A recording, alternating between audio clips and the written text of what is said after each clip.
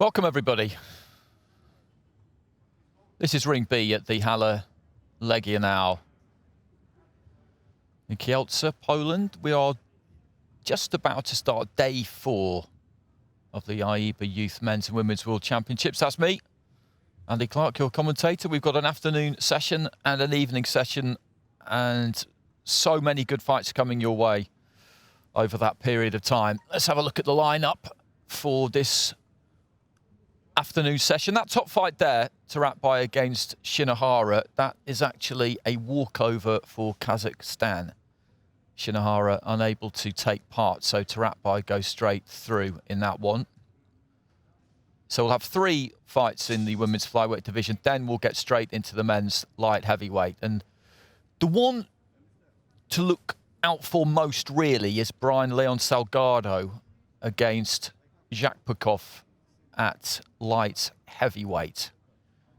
Those two going into this competition were both heavily fancied for medals, if not gold medals, but because there's no seeding, you see, in the youth championships, they've come up against each other early. Then right at the end of the session there, Zakirov against Sabigali, Uzbekistan against Kazakhstan at super heavyweight, a former Asian junior champion in Zakirov up against an Asian youth champion in Sabigali, and of course Uzbekistan against Kazakhstan is a terrific rivalry.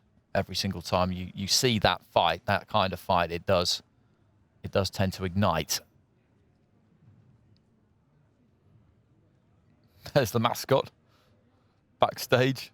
I saw him coming in actually without the without his head on, if that makes sense. It's hot work, that really is. I know people who've done that job and it all looks like fun and games, but it's actually quite difficult. That's the backstage area, like I said, with that small kind of warm-up track. It gets busier and busier and busier as the day progresses.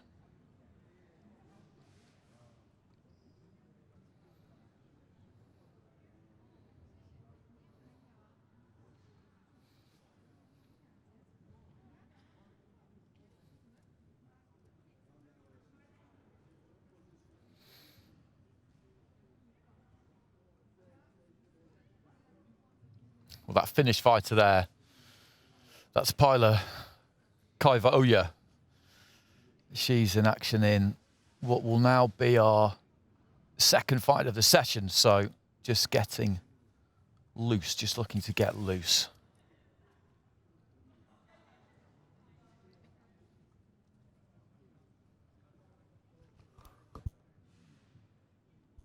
Ladies and gentlemen, bouts number 122 in ring A, women's fight, 48, 51 kilograms.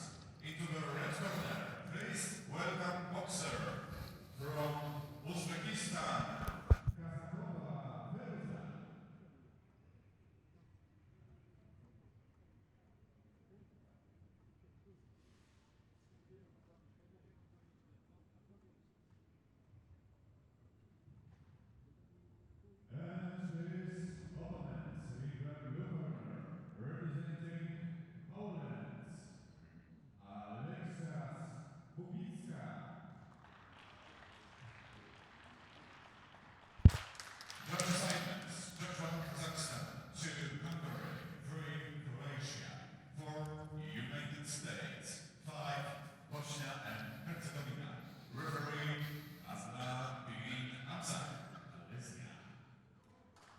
Ladies and gentlemen, the ring B, in the bout number 134, we have the walkover and the winner by walkover from Kazakhstan, Gulnar Turbay, and we go to the second fight of this session.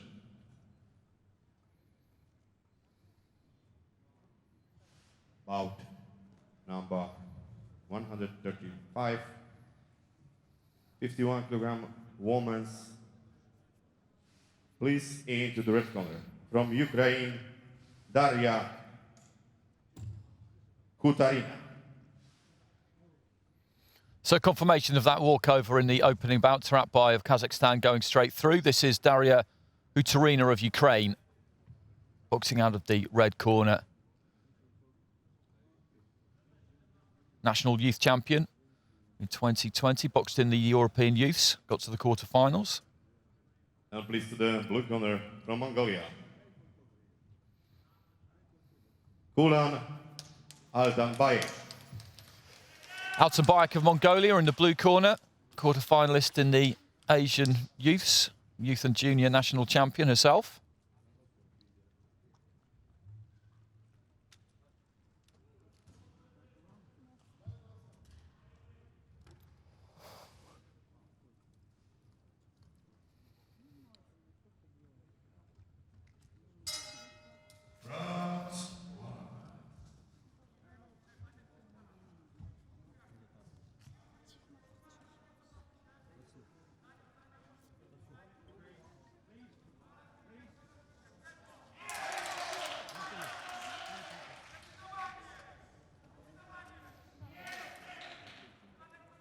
Our 5 judges on duty for this opening bout in the afternoon session in Ring B.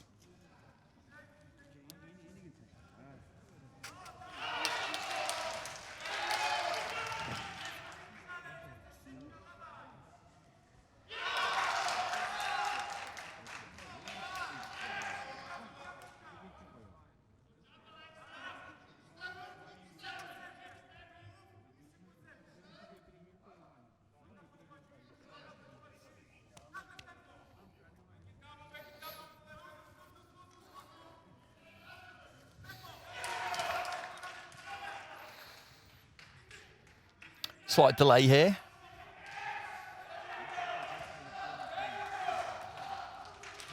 Just a few things I'd imagine to get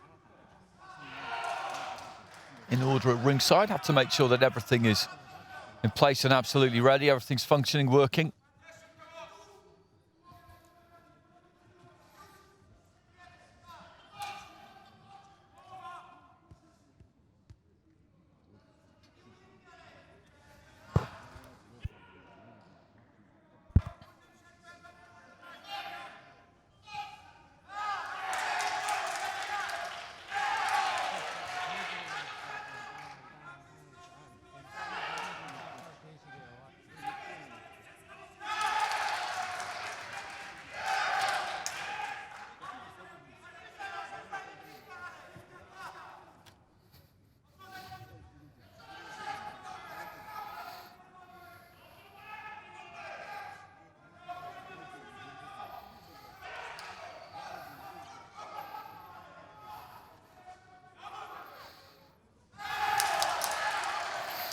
Boxers just being made to wait here, which isn't ideal for them. But it's the same for both. Quite an involved discussion going on away to my right-hand side there with the officials at ringside, the technical delegate involved in that.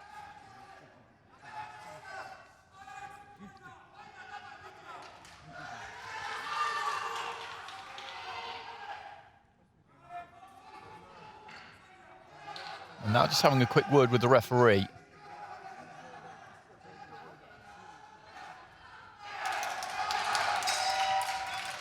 And the fighters have been told to exit the ring. 1 Armenia, 2 Jordan, 3 Israel, 4 Russia, and 5 Guatemala. And the referee of this bout from Slovakia, Radoslav Simon. I think there's been a change around with the officials. I think that's the reason here. Because the ringside announcer has just announced the list of officials and the referee is certainly different. It was Kasaklieva of Bulgaria previously, and the Slovakian referee has just been named. And I can see the ringside officials, the team of officials, just being taken off over to the right-hand side of the ring area. So maybe there's just been a slight mix-up in, and he was supposed to be on duty for this one. It is all worked out in advance. It's done with military precision. It really is. You might not... Well, there's no reason that you would understand exactly the processes that go into it, but it's very carefully managed, with the officials all being in a particular room which nobody else basically has any access to, so that they are completely in their own kind of cocoon. Results are not discussed. Fights are not discussed. And they're put in conditions, really, which ensure that they arrive at ringside mentally in the best possible place to judge a fight, with a completely clear head, with no preconceived notions of anything. And that's where they've just gone back to, just disappearing out of the arena in the far right-hand side. So this isn't ideal for the fighters here. That's Kulan Altenbayek of Mongolia in the blue there, who's just got the tracksuit draped over his shoulders, just waiting. And away to my right-hand side, about 5 yards away, is Daria Hutarina. She's just got off her stool onto her feet, just trying to keep loose, doing a couple of squats.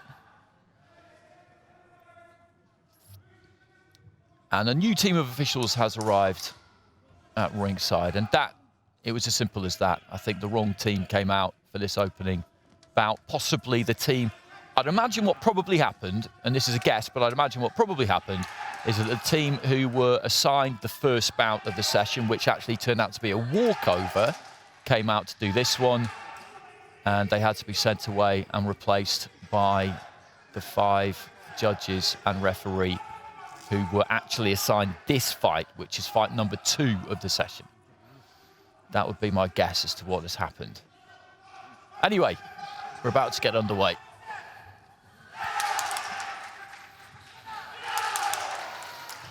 Bradislav Simon in charge.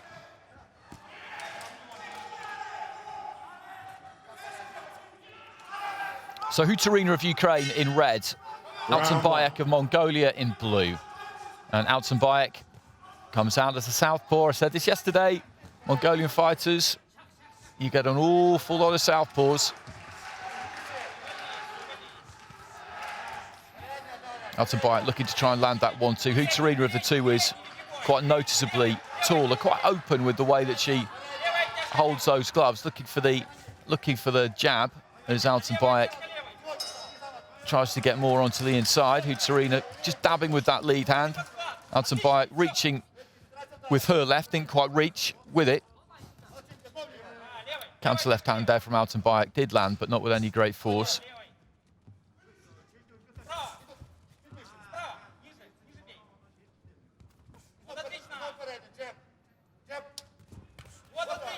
Nice jab there from Hutarina. Altenbayek is stalking her all of the time.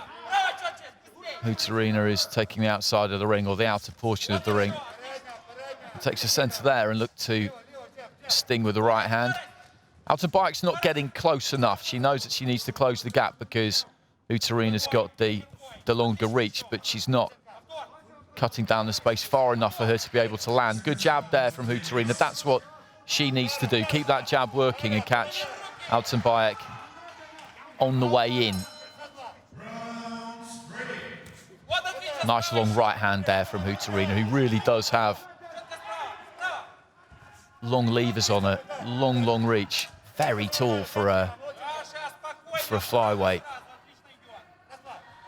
She doesn't throw that left or that right with any huge power, but if she throws it often, then it's going to be difficult for Altenbayek to get up to the distance she needs to be at. She did it there, just stepped in. She caught her with a left hand just further along the ropes to the left, and then in the neutral corner did manage to get close enough, because up until this stage, really, she's just been too far out. She's just been short. She's been throwing the left hand, but it's not been getting there.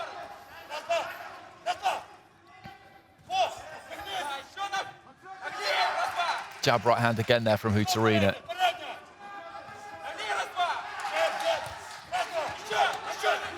Right hand just seemed to rock Altenbayek a little bit there.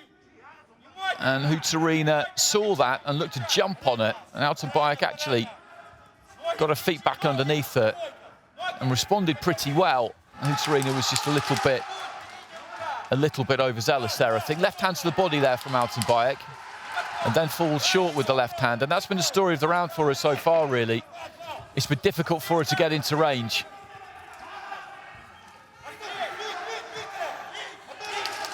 Hutarina just holding a bit towards the end of the round there. That was fairly obvious. Pulled Altenbayek in and grabbed hold of her.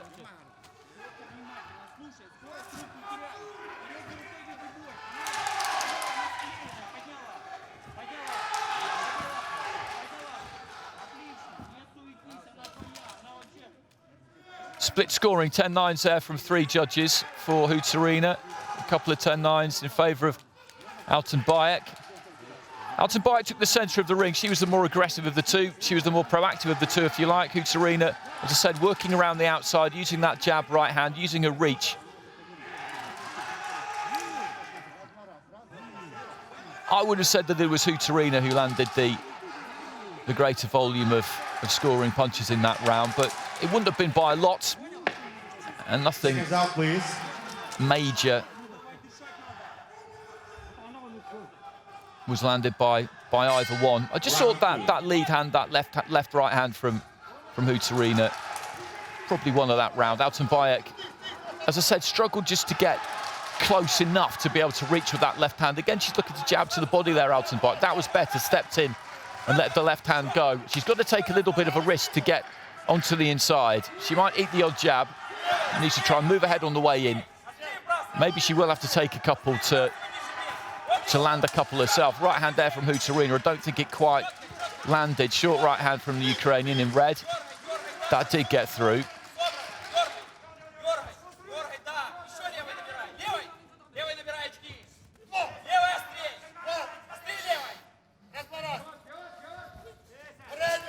Jab to the body there from Altenbayek. Found the target. That did score. Right hand from Hutarina. She was very off balance there as she threw it. Fell in behind it. Altenbayek just couldn't quite make her pay for that because that was a mistake.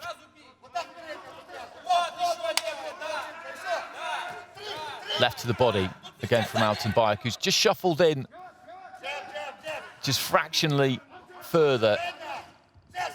Again, left to the body. Left upstairs doesn't quite make it. Hutarina took the weight back, and I think she would be well advised, Altenbayek, to keep going with those body shots because they're landing. Left hand upstairs got through. Good right hand to the body, followed by the left.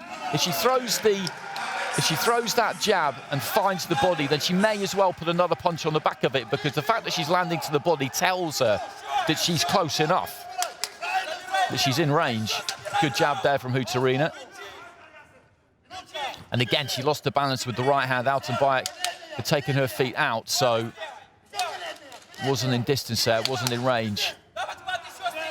When she throws that single left hand, Altenbayek, to the head, generally it falls short. Right hand there from Hutarina, that was a good shot. She finds the body first and throws it off the back of that right hand. She has more success with it because, as I said, she knows if that lead hand has landed, she knows that she can reach with the left. Left to the body there from Altenbayek was on point, on target.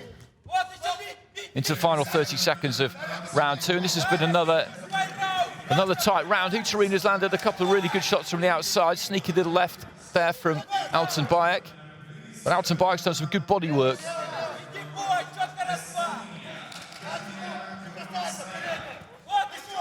Stooping in with the right hand there, Hutarina.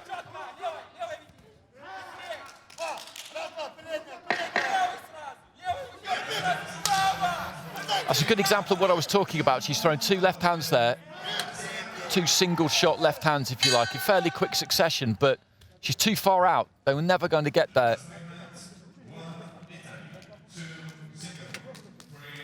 And when she throws that single left by itself, it's hardly ever reaching.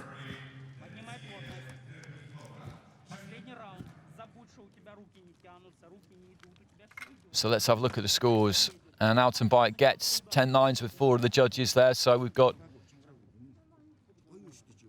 2 drawn cards there. two cards with a 2-point margin.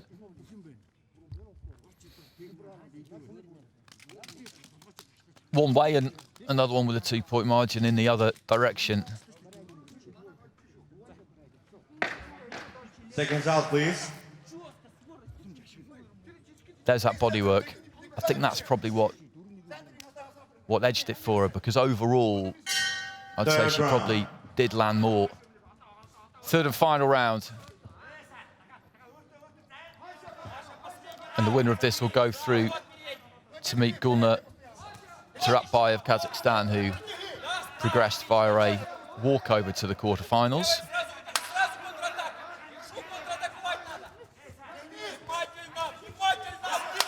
Nice right hand from Hutarina.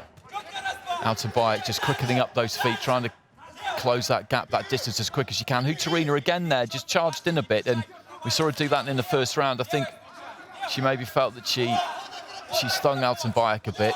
Nice jab there from Hutarina. Probably haven't seen quite enough of that.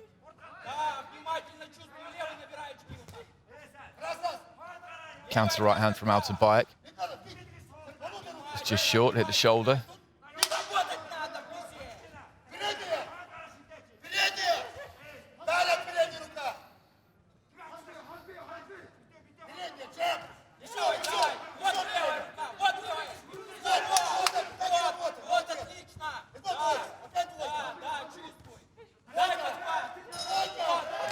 Nice left hand there from Altenbayek. Hutarina took the sting off it because she was just sliding away to her right, but it definitely got there.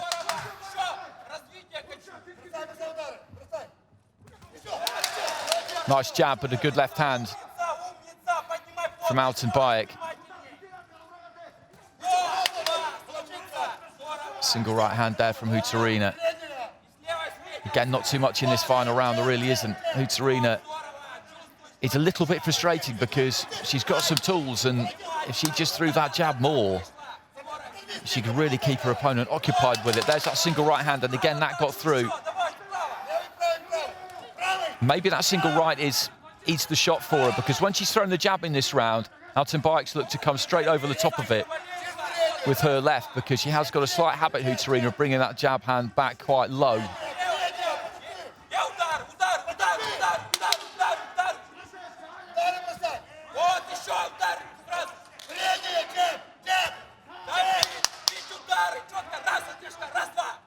It's Altenbayek who's just standing off a bit now. The dynamic of the fight in the first couple of rounds was that she was the one on the front foot, she was the one doing the stalking, but Hutarina's taking the centre of the ring in the last couple of minutes of round 3. Altenbayek looks like she might be just gassing a little bit.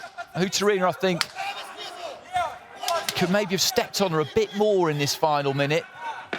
Good left hand there from the Ukrainian.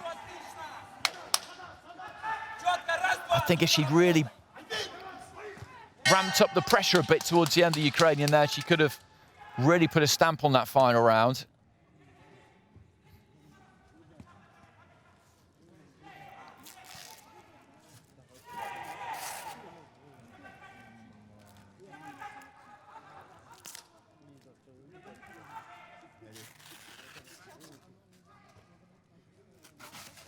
There's that straight right hand, long right hand.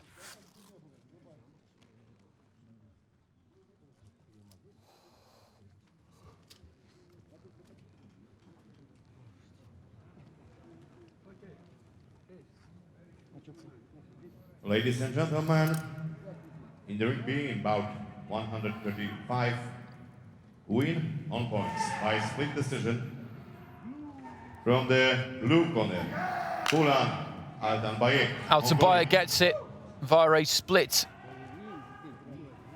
decision. One card has gone against her there. One card has gone against her by 3 rounds to 0, I think, as it flashed up at the bottom of the screen. We'll get confirmation of that in just a second. Emerson Pastor going 3-0 Altenbayek.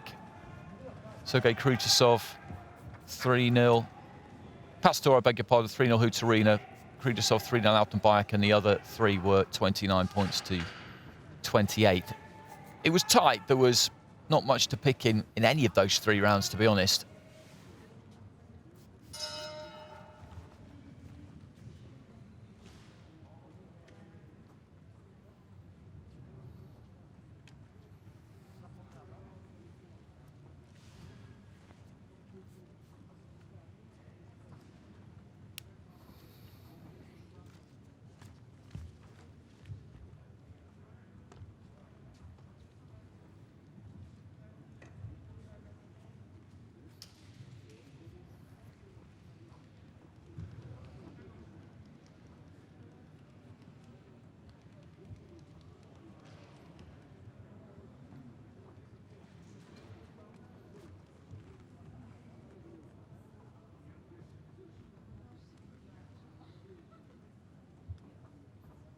Ladies and gentlemen,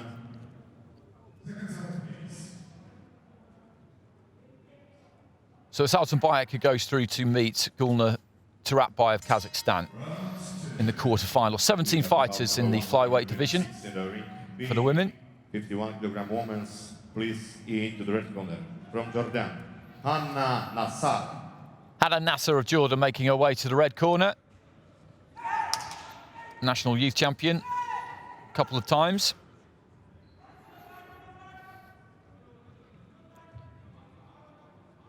And now please to the blue corner from Finland. Tiva Fioja.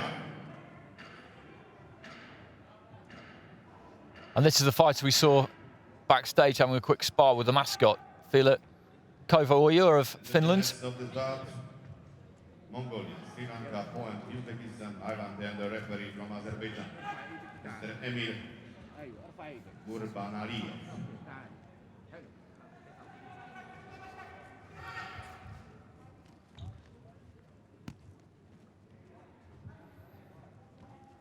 "18 years old, Nasser, as is her opponent in the blue, Kaiva Oya. Youth national champion, boxed in the Euros, Youth Euros in 2019.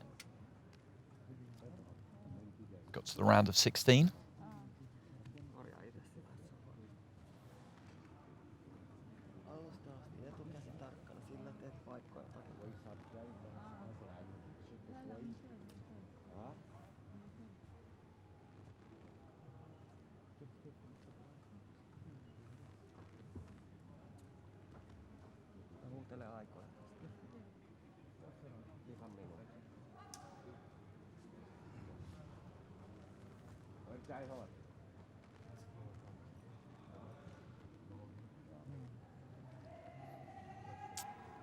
Emil Gurbanaliyev of Azerbaijan in charge of this one. So this is our second fight of the session in the women's flyweight division, 51 kilos, and this replacing the quarterfinals. Round 1. So Nasser of Jordan in the red, Kaiva Oya of Finland in the blue, and we've got a couple of southpaws here, both of them boxing out of that stance. Kaiva Oya's got the height advantage. Generally speaking, a reach advantage comes with that. Not always, though. You do find a lot of fighters with unusually long arms. It's something that sees them suited to boxing in the first place.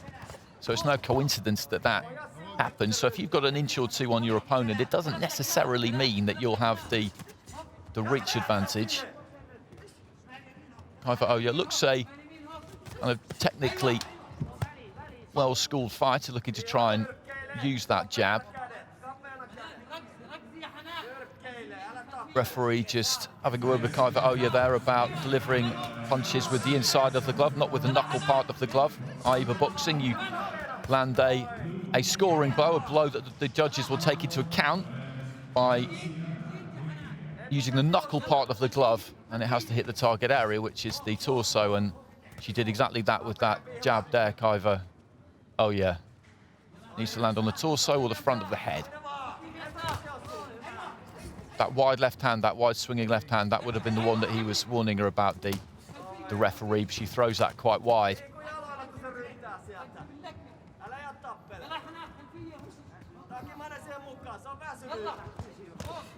Nice right hand from Kaiva Oya.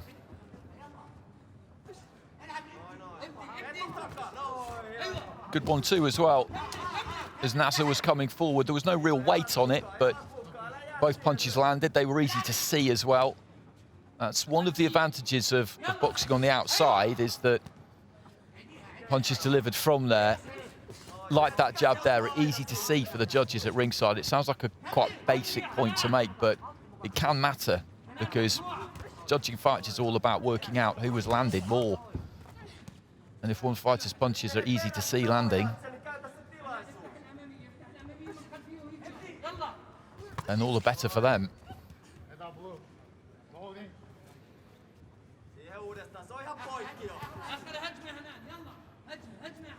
She's in control of this, Kaiva Oya.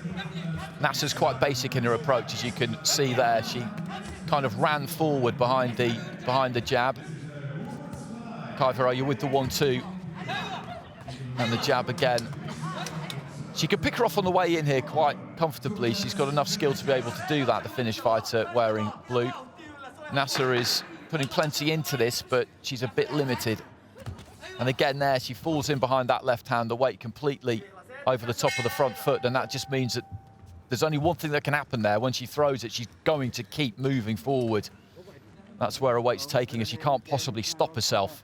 If Kaiva Oya sees that coming, she just needs to take half a step back or a step off to the side even, and she'll be able to catch her coming forward. There won't really be anything that Nasser can do about it.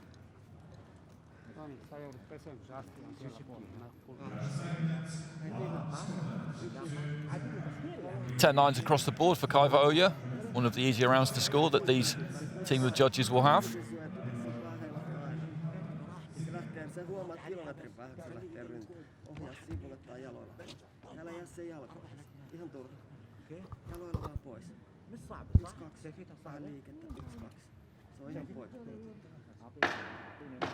Seconds out, please. Nice 1-2 there from Kaiva Oya, and she can win the fight just throwing that. She is winning the fight throwing that. And I think she could probably look to be a little bit more aggressive with it. Put a bit more snap on it. There's a decent 1-2 again, and exactly as I was saying at the end of the round, Nasser is looking to come forward.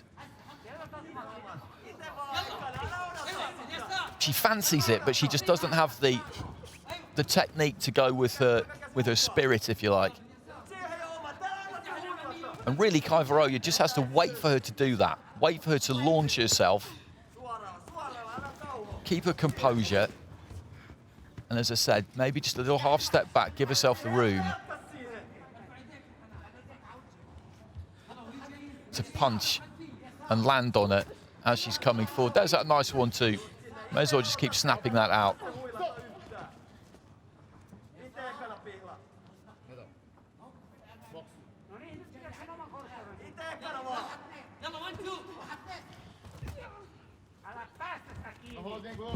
Oof. That was a heavy landing over on the far side of the ring. Nothing deliberate about it. Tangle of feet, and Kaiva Oya took Nasser down there. You could hear the thud as they both landed.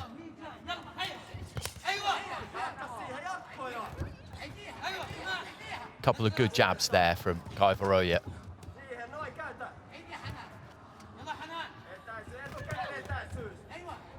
And you can see when she's about to step in with real intent there, Nasser, because you look at her front foot, she actually picks that front foot up and steps in. She just did it there. So what she's doing is completely telegraphed, really. You know what's coming. You see that knee move, you see that foot picked up, and there's going to be the left hand followed mainly by that lead right hand followed by the left. Minute to go in round two. And Nasser just goes for a little bit of a walk. 1-2 again, just catches her on the way in. She could get the stoppage here, Kaiva Oya, I think, if she just put her foot down and started to let her hands go a little bit more. I don't think the referee will take too much encouraging to step in for a standing count before long. Nice 1-2 again there. And she's just getting pinged here, Nasser, every time she comes forward. Kaiva Oya knows exactly what's coming. There's that 1-2 again, and again, and again. 3-4 times in a row there.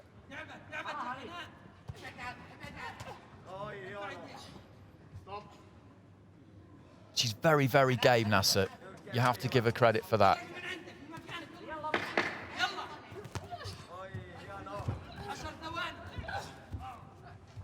And she's desperately trying to land that left hand, but she can't get inside the 1-2 of Kaiva Oya.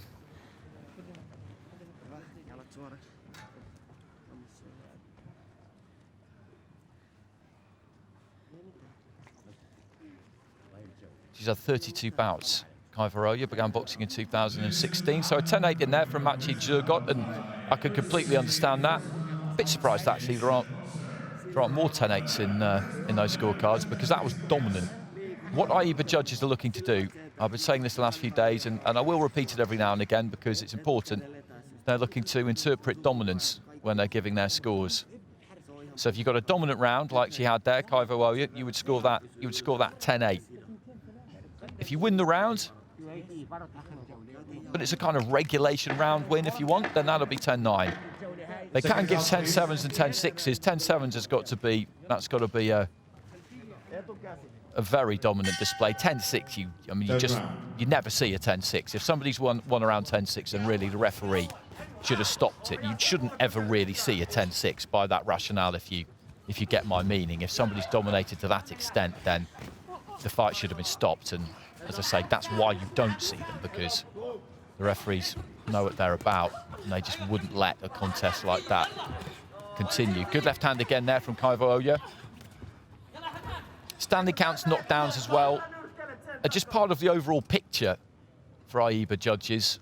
They don't necessitate the loss of a point by the fighter who's on the receiving end of them. So it's not like professional boxing like that. In the pro boxing ring, if you get knocked down, then you'll almost certainly lose that round 10-8, almost regardless of what happens in the rest of the round. It's one of the kind of problems with professional boxing scoring, in my view. A flash knockdown, and you're probably going to lose around 10-8. You could then completely dominate the next round and only win it 10-9.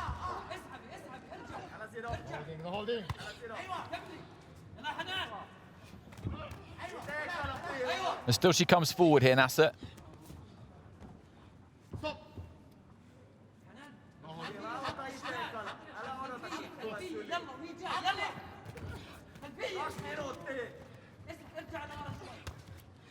Right hand there from Kaiva Oya. Just sticks that jab hand in Nasser's face, looks for the 1-2.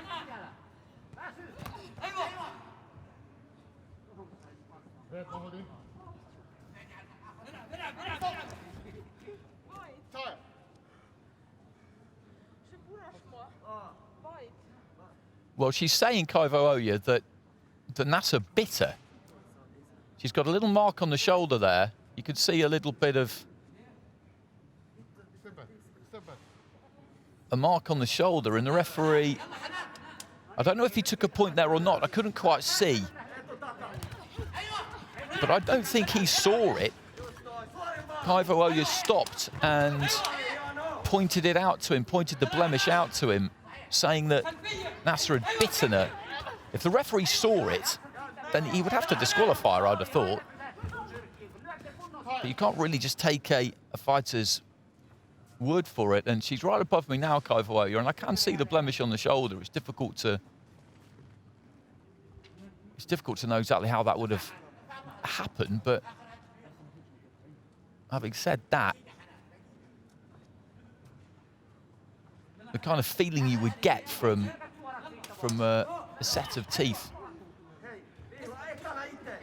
clamping down on your shoulder, I think you would probably know what it was. But anyway, maybe we'll find out in due course. But it's not going to have any effect on the rest of this fight, because Kaiva Oya is completely in charge of this. I cannot believe that Nasser has deliberately bitten Kaiva Oya. I think her mouth was probably hanging open as she came forward, landed on the shoulder, and that was what would have happened there, because the way she's gone about this fight is just I would be utterly astonished if she turned out to be the kind of fighter who would deliberately bite someone. I just can't see it. And again, she just keeps coming forward here. Good jab there from Kaivaroja. It does seem a bit riled up, actually, in the last minute. But Nasser just keeps coming forward. As I said, there's nothing wrong with her will to win. There's nothing wrong with her desire, but she's just got to try and learn some technique. Because without wishing to be too cruel, she doesn't really have any. And that's why she gets hit so much. And against a bigger puncher, that would be a huge, huge problem. Bell goes at the end of the fight. And it's going to be a comprehensive win for Paula Kaivaroja.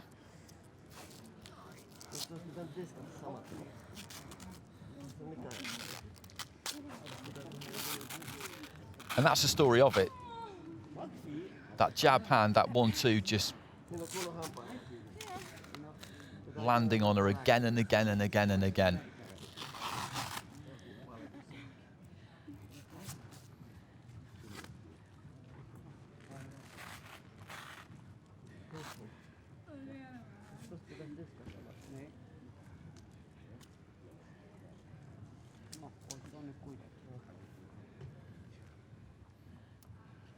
Ladies and gentlemen, win by own points with unanimous decision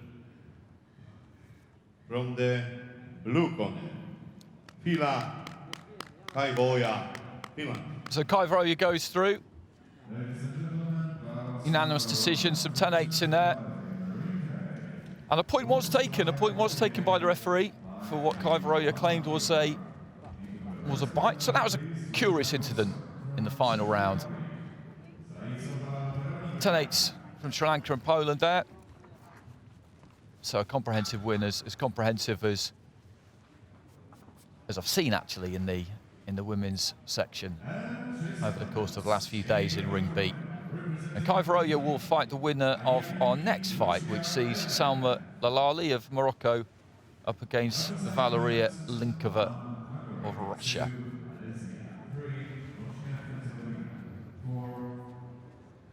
Linkova's got some credentials, a former European junior champion. Picked up a silver in that same competition a year later as well.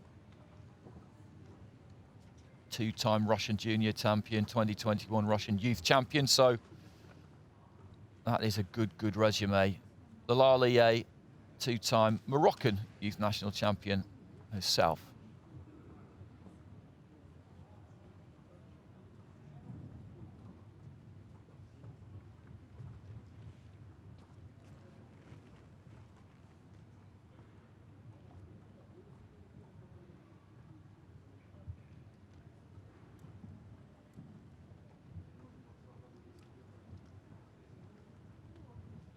Ladies and gentlemen, we have the bout number 137 in the ring B. 51 kilograms woman, please into the red corner from Morocco, Salma Lalali. Lalali of Morocco making her way to the red corner. And after this fight, the bottom half of the quarter-final lineup in the women's flyweight division will be complete, as will the top half. That's been going on over in Ring A at the same time as this. Blue corner from Russia, Valeria Linkova.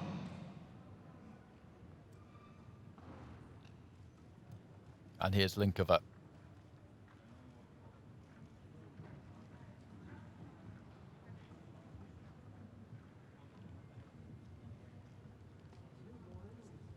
And the judges of this bout, Latvia, Jordan, Bulgaria, Korea, Armenia, and the referee from Ireland, Daf Sadi.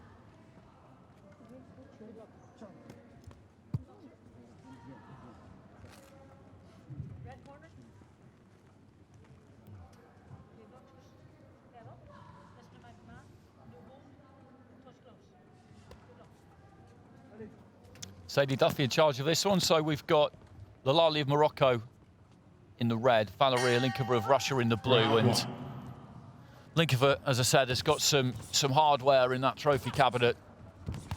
A gold medal, a silver medal in European juniors, national titles. Lalali's a national champion herself as well, though. Linkova with those hands down low by her waist is looking aggressive here. Lalali's trying to keep low, but she's getting picked off here. This is a very quick, good start from Linkova.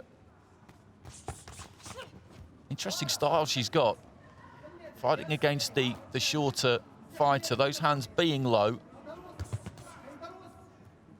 is working for her because Lalali isn't as tall, and she also dips quite low as she comes in. So firing those shots from the waist means the trajectory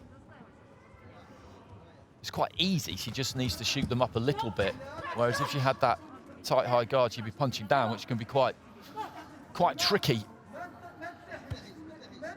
Sticks that jab again, standing just on the borderline there, Linkova. She's slightly out of range there for Lalali, and she knows it because Lalali is lacking that kind of reach that she's got. And the Moroccan is just trying to inch forward, and then when she commits, Linkova just takes half a step back and counters her with the right hand. This is going to be a tough job for Lalali. You can see that already. And again, as she comes forward, she gets caught by left hand. She's got to try and move her head. The Moroccan fighter in red. Use some lateral movement on the way, and she's coming straight in there, just inching in. You can see just walking straight in a completely straight line. And Linkova, well, that's meat and drink. She'll find that easy. There's the jab, and then just hooks moving off to her right-hand side. There's the jab again and again, and she'll hit her with that all day.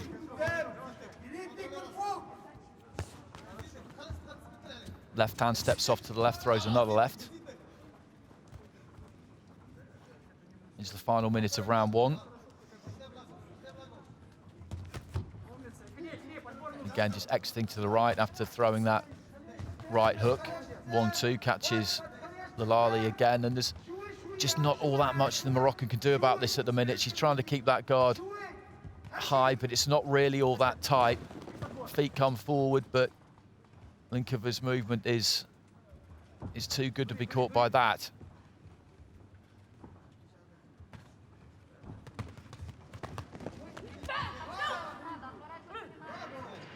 She did kind of turn her back there, Linkova, as she was kind of fleeing the scene away to her left, but in that exchange, Lalali maybe got one through. Linkova got 4 or 5 through. That's a lovely left hand, just moving off to the left-hand side, and Lalali, as always, waits forward. She can't really stop herself when she commits. And just a step off to the side there from Linkova, times the left hand. She's a level above.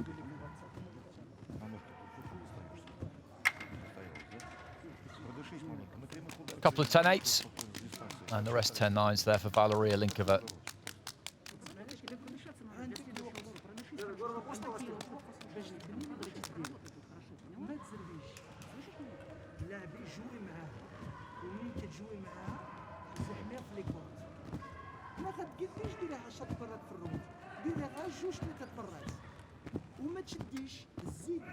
And you just see the gloves just bouncing off that red head guard.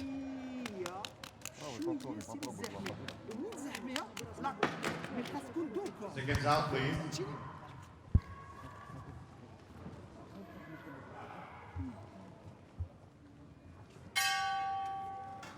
Round 2.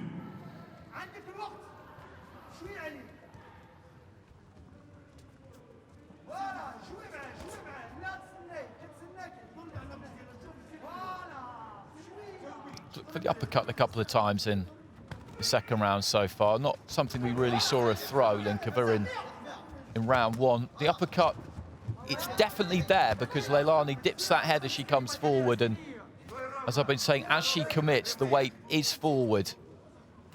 And there's no real way for her to get it back. So if she times that uppercut right, Linkova, then that could do some damage. The jab is working perfectly nicely, though.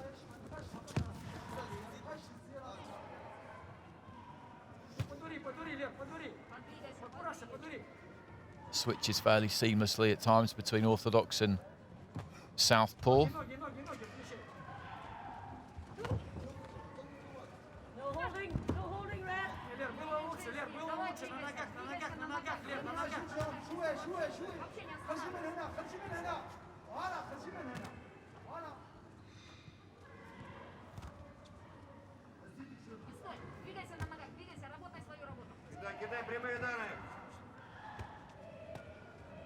Just flicking that jab every now and again, Linker, but really she's waiting for Lalani to come in on it, which she knows she will do at some point. Long right hand.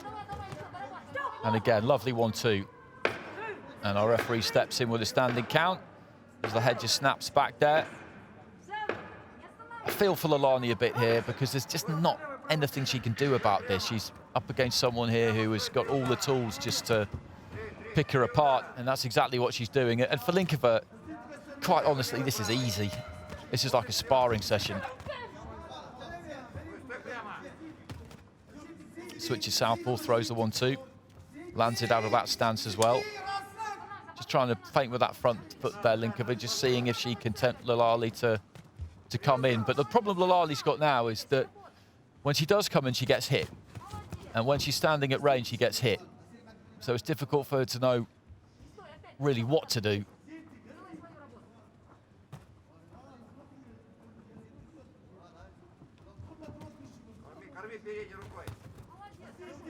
To the point where she's now not really doing anything, and I can understand why, because every time she opens up, she finds herself on the receiving end. So she's reluctant to do it, but then there's another standing count. If she doesn't do anything, then Linkova will take that invitation, step into that space and let her hands go, really with impunity.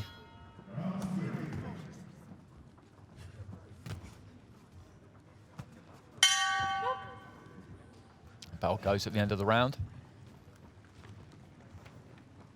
This was back in the old days when we had computer scoring and the outclassed rule, which meant that the fight was over if one fighter went 20 points ahead. This would be over by now. 10-8s across the board there. And you cannot argue with that.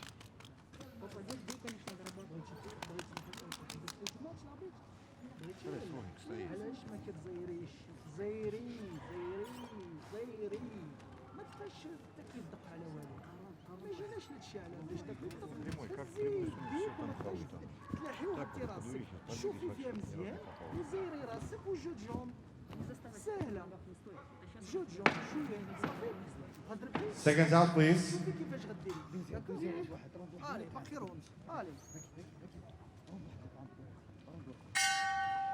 Third round.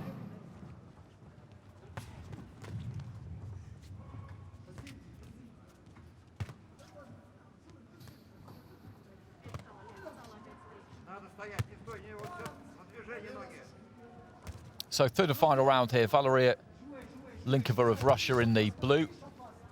She has completely dominated this contest so far. Salma Lalali of Morocco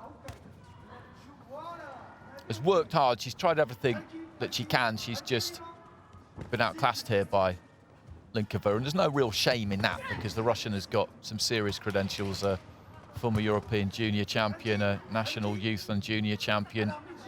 And that Russian team, as we know, is a very difficult one to get on. One of the real powerhouses of AIBA boxing. So this will be a painful learning process for Lalali. She's never really looked hurt, though. She's never really looked discouraged either, apart from towards the end of that second round where she didn't really want to throw anything. This time she's looking a bit more aggressive again in round 3.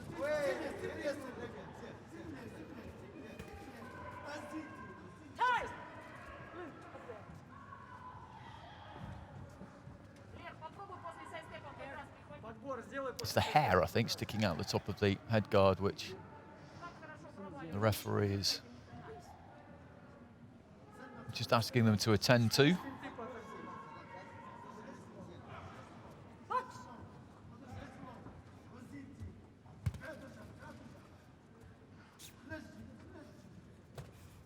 There's that jab.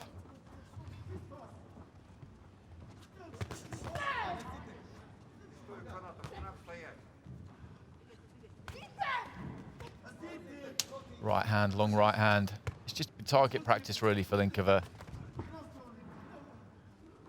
Lali looks kind of compact and organised, the way she just creeps in, shuffles forward with that front foot. She's generally got that guard up, but she doesn't move ahead at all, really. And Linkova's found it easy to pierce that guard.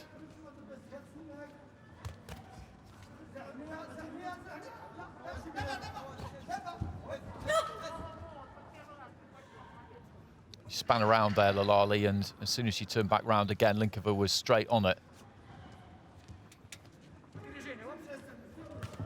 And Linkova will be up against Koivu Oya, who we saw in the previous fight, and they're two very similar fighters physically. Tall, have got the reach, have got the range. Coach, hair, please. Well, the hair just keeps coming out the top of the head guard there.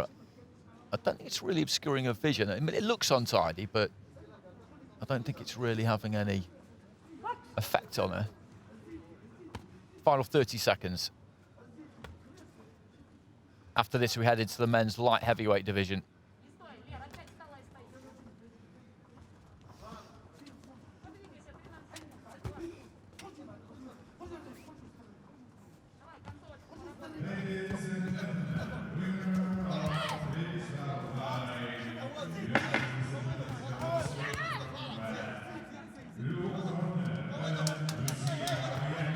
Nice left hand there from Linkova, just skirting away to her left, threw it on the move. Bell goes at the end of the round, and that is a win, a comprehensive win for Valeria Linkova of Russia in the blue.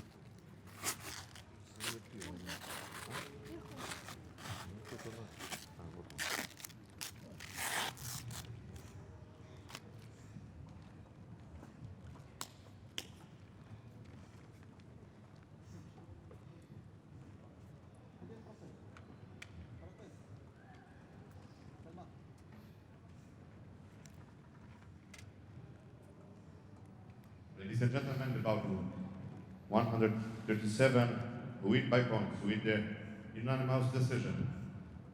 From the blue corner, Valeria Linkova, Russia.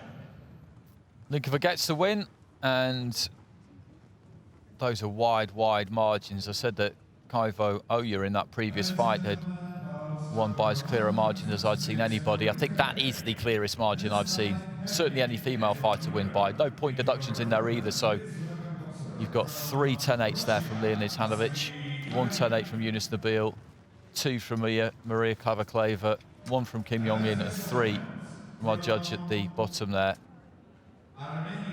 Vadkat Bagarassian.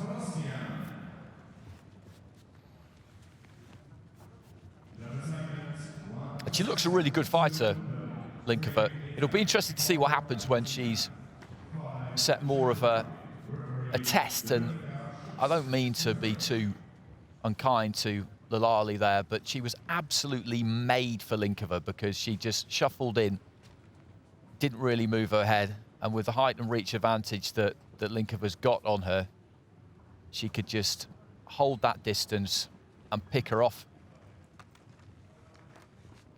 And as I said at one point, it was a bit like target practice. It was like sparring, and not particularly competitive sparring.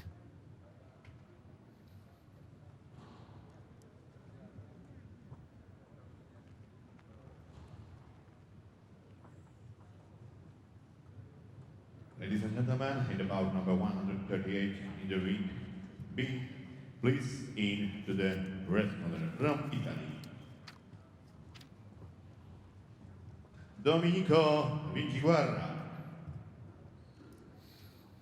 Into the red corner in the men's light heavyweight division, representing Italy, we've got Domenico Vinciguerra, 81 kilos. That's the weight limit for light heavyweight. And please in to the blue corner from Azerbaijan, Murat Alaverdiyev. And for Azerbaijan, heading for the blue corner, Murad Alaverdiev, who comes with a reputation. He's a fighter who is fancied to to do something in this light heavyweight division. There's a lot of good fighters in this division. Guatemala, Mongolia, Russia, Slovakia, Uzbekistan, and the referee from Israel, Mr. Artur Urginian.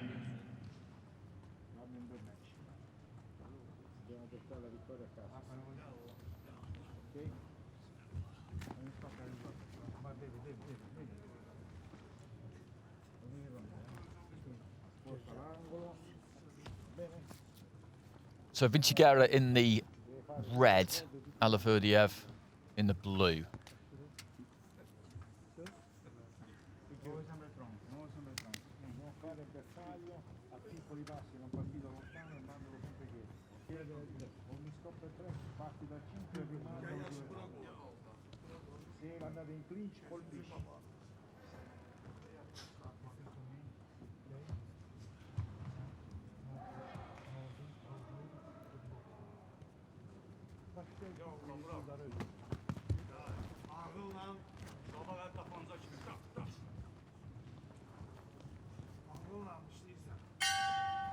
Round one. So into the opening round here. This is the men's light heavyweight division. In the red there, Domenico Vinci Guerra of Italy. In the blue, Murad Alaverdiev of Azerbaijan.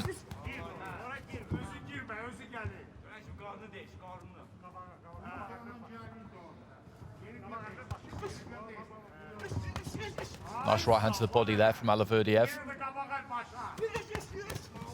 Decent body attack again there, trying to put his punches together early on. The Azeri. Vinci Guerra trying to keep that head on the move. As he got into range, Alaverdiev just dipping to his left, looking for the left to the body. Vinci Guerra looking to come forward. That's a cracking left hand there from Alaverdiev, and then followed it up with a jab.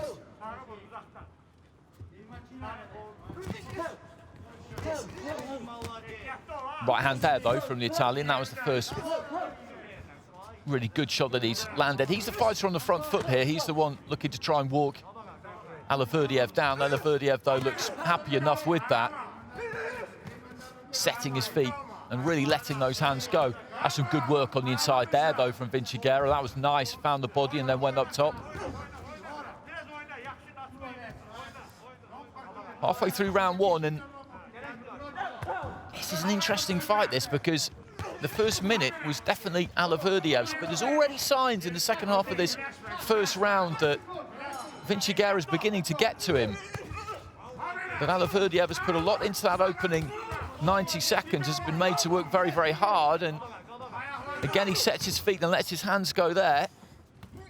And a couple of those did get through, but the left hand gets through there from Vinci Guerra. And the pressure that he's applying to Alaverdiev here, I think is definitely taking its toll a bit. A couple of jabs there from Alaverdiev, but not much on them. He's forced back to the ropes, then throwing single shots really just to try and keep Vinci Guerra off him. It doesn't work though. Vinci Guerra steps to him and is just beginning to throw him around the ring a bit. Good right hand there from the Italian. Good tight guard. And he's just waiting for a chance to really step on Alaverdiev again. Alaverdiev throwing punches off the back foot. There's a little bit of an air of, not desperation exactly, because this has been a pretty close round. The bell goes in the other ring, and that causes confusion sometimes. Nice right to the pit of the stomach, and again there from Vinci Guerra. He's finishing the round strongly here. A round of two halves, if you like. Be interesting to see which way it goes, because he's set himself and thrown a lot of shots there, Alaverdiev, but in terms of the dynamic of the fight overall, I would say that opening round bodes quite well for him. The fighter we see on his feet there, he did take some in that round. He may have lost that round, but he did plenty of work himself. So the judges do favour Alaverdiev in that opening round. 10-9s for 4 out of 5, but Vinci Guerra did some good work. Very important to get ahead on the cards after round 1, so that's a big tick in the margin there for Alaverdiev, but I'm sure you'll see what I mean, what I was talking about during that opening round. Vinci Guerra came into it more and more as the round went on, and if he can keep applying that kind of heat, I think Alaverdiev is going to find it quite hard to handle. He's going to have to really dig in. But Vinci Guerra has to win this second round now. He has to. Good fight to watch, though. Seconds out, please.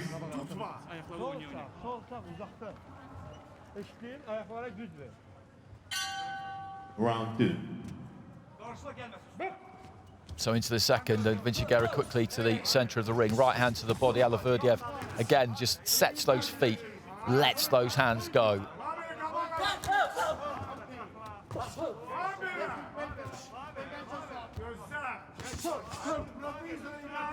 That's nice off the back foot from Alaverdiev, just jabbing on the retreat, but he's giving ground all the time. He's got nice sharp hands. And Vinci Guerra's got to be intelligent about the way he comes forward or he will get picked off. That's a good left hand there from Alaverdiev. Nice left hook too. This is good boxing from the Azeri. As I said, he is kind of on the retreat here, and I think he is looking to try and conserve energy a bit. Single shot there with the right hand. He's not throwing those big expansive combinations that we saw in round 1. And I think this is much more the way to go about things for him. Vinci Guerra is finding it difficult to get into range.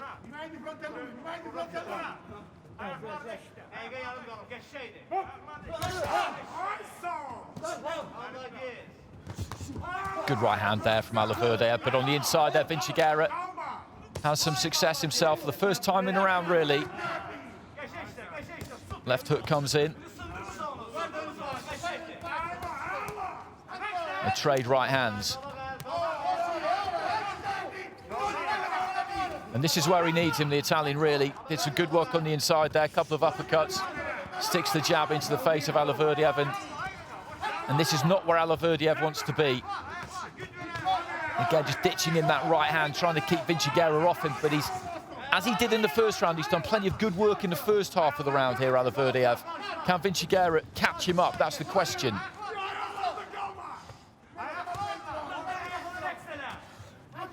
Vinci Guerra just working to the body there, just ramming that right hand into his stomach.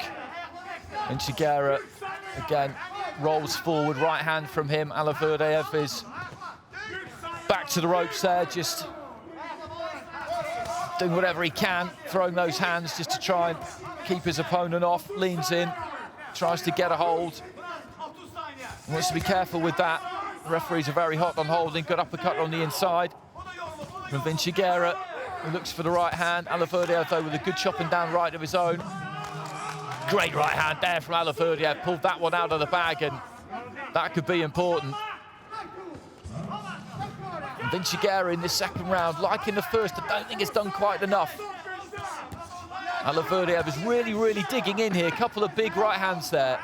It was similar to the first round in that he dominated the first half. Vinci Guerra looked like he was coming back into it, like he was coming up on the rail, but then Alaverdiev, last 20, 25 seconds there, has found 2 or 3 big, good-looking shots, which I think could have done the business for him there in terms of taking that round. We'll see.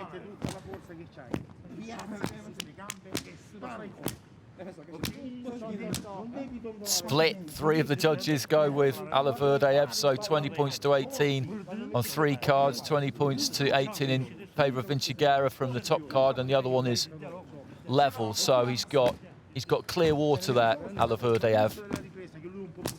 Really good fight to watch. As I said, the dynamic's been quite simple in a way.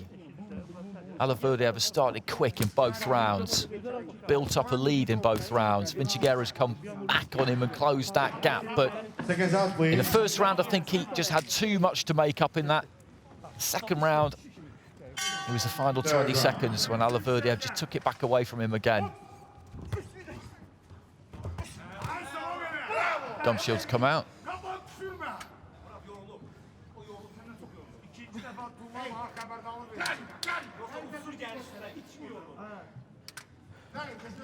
It's a hard fight, this really is. And these two, even though it's right at the start of the round, will be glad of any extra rest that they can get.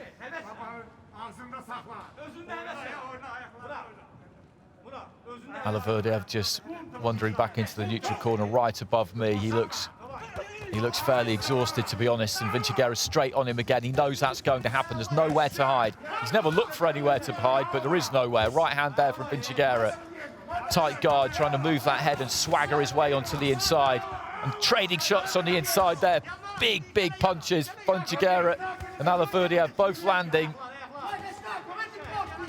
Just gritting his teeth there, the Azerbaijan fighter, and letting that right hand go. Vinciguerra again, though, just walks across the ring, looking for that right to the body. Alaverdiev just leaning in, doesn't quite get hold of his opponent.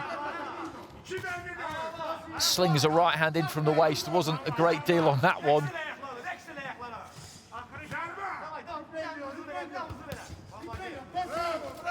He's almost out on his feet here, Alaverdiev, I think. Vinciguerra has really got to give it to him this final 2 minutes, but every time Alaverdiev looks like he might be on the verge of not exactly folding, but running out of gas. He just finds something. Right to the body there was a good shot, but that's a good combination from Vinciguerra. He's got to follow this up. Left hand on the inside from the Italian, left to the body. Strong left upstairs from Vinciguerra again. Alaverdiev once more. I've got a great view of him across the ring, gritting those teeth. Right cross comes in from Vinciguerra, and they're just going at it on the inside here. Another right hand from Vinciguerra, and goes to the body. He's just trying to work Alaverdiev over here. Alaverdiev is showing a granite chin. Uppercut misses by a fraction there from Vinciguerra. Shoots with the right hand there. Right-left combination there for Vinciguerra and Alaverdiev. He almost looks ready to go here at times. He really does. He's just having to hang in there. Still 50 seconds to go, which is a long time. If he can pour it on in the final few seconds here, Vinciguerra, and win it real big, these last 30, 40 seconds, 10-8 are not out of the question here, but Alaverdiev has done enough in this round to make that unlikely, you would say. Vinciguerra with the right hand. What a terrific fight this has been. Right hand there from Alaverdiev. Vinciguerra just shaking that head. Sweat spraying. Again, just pumps right hand, left hand. Again, Alaverdiev just kind of half slumps over, falls into him, lists into the ropes. 15 seconds remaining. And there's a combination from Alaverdiev. He looks absolutely done in, and he just took his weight back. Pop, pop, left hand, right hand. Great boxing. And there goes the bell, and that's a fantastic fight. Fantastic fight. Vinciguerra of Italy in the red is going to come out on the losing side of this one, I think. Murad Alaverdiev of Azerbaijan was made to work so hard. Every second of that, Vinciguerra really brings it. Some decent educated pressure, and Alaverdiev, well, I think he was taken to a place in that fight that I doubt he's been before, to be honest with you.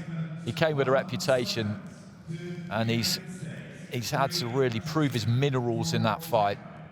And this is right at the end there, just when you think he's done, little sway back. Fantastic.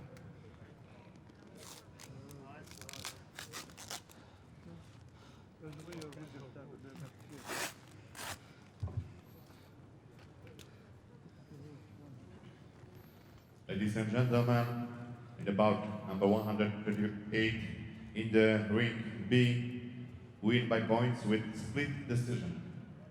From the blue corner, Murad Alaverdiev, Azerbaijan. Alaverdiev gets it. He was 2 points up on 2 cards going into that final round.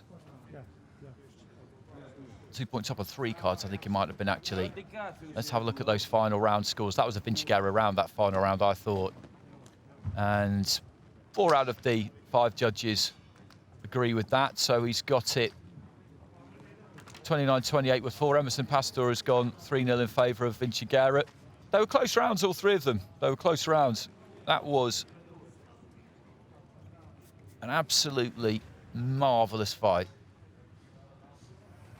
Looking forward to seeing Alaverdiev again. Vinciguerra is just a bit unlucky that that's the draw he got in the first preliminary round. No seeding in the World Youth Championships. Anybody can meet anybody at any point, which makes it a real traditional straight knockout.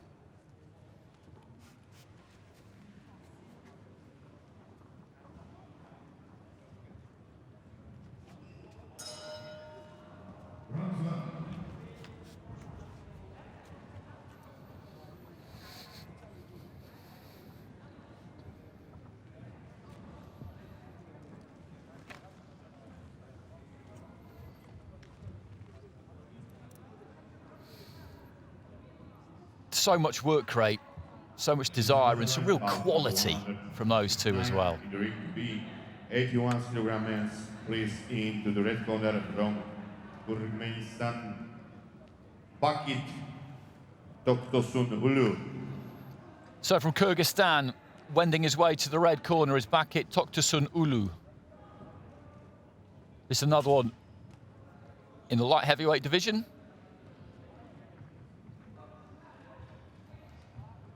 And please to the blue corner from Montenegro, Petar Lijesevic.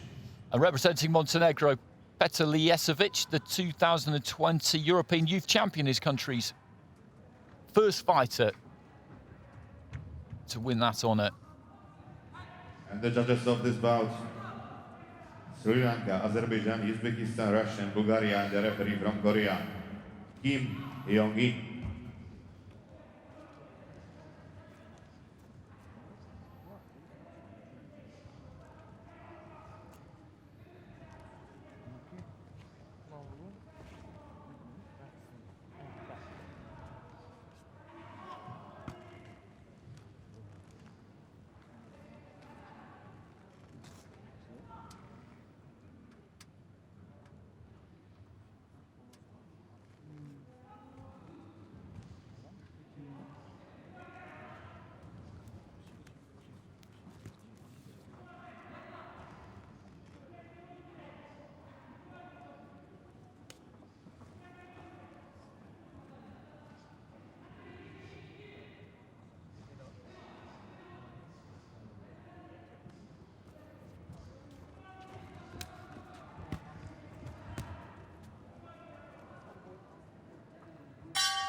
Round one. So into the first round, Ulu of Kyrgyzstan in the red, Lijesevic of Montenegro in the blue. Ulu boxing out of the southpaw stance.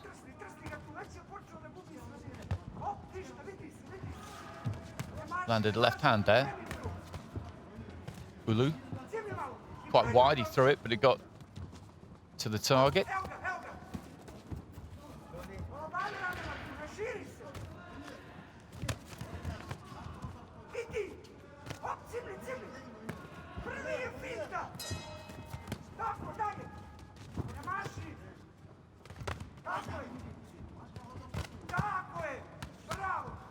Right to the body there from Lijesevic. In the early stages here, Toktosun Ulu has just been a little bit too sharp for Lijesevic. He's found a couple of uppercuts on the inside.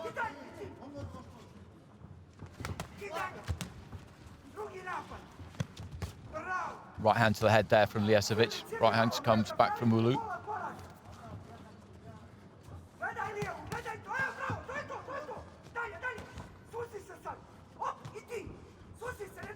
Lijesevic, for the most part, holding the centre of the ring here.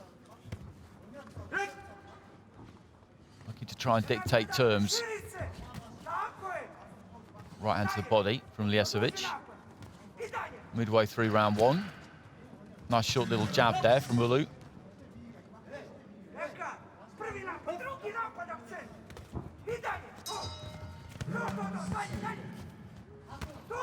Good straight right hand there from Lijesevic, but knocked off balance as he tried to throw another one by a good jab from Ulu.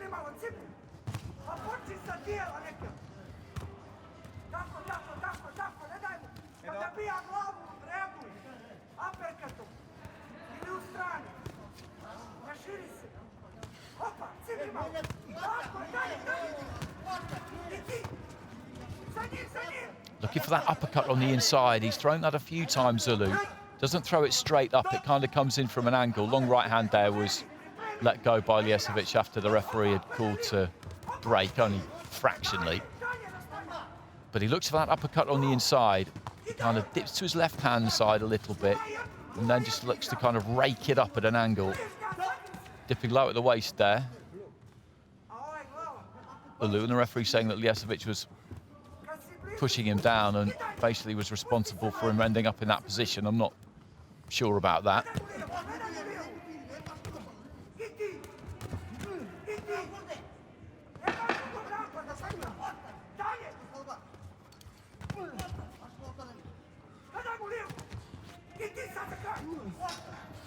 straight left hand there from Ulu. Good tempo to that opening round, very competitive round. Lijesovic, as I said, on the front foot.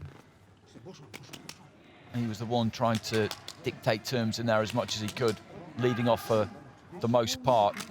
Ulu generally was looking to try and counter, and Lijesovic gets it 10-9 with all of the judges. It was a tight round. There wasn't a great deal to choose between them. Lijesovic definitely threw more.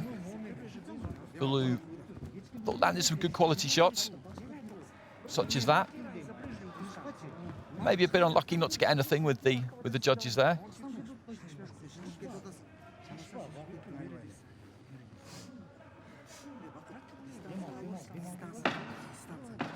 Seconds out, please.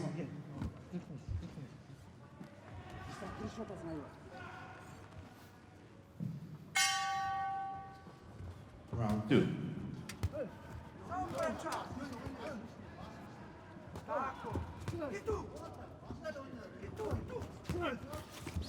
Left to the pit of the stomach again there from Ulu. He will know that he's behind, or rather his coaches will know that he's behind. Whether they communicate that to him directly or not, they'll certainly have told him that there's some urgency about this second round. He's got to go out and win this second round. But you don't want to get too reckless or too ragged or desert your own most effective technique. Good left hand there from Ulu. You do see that with fighters sometimes. They drop the first round, maybe,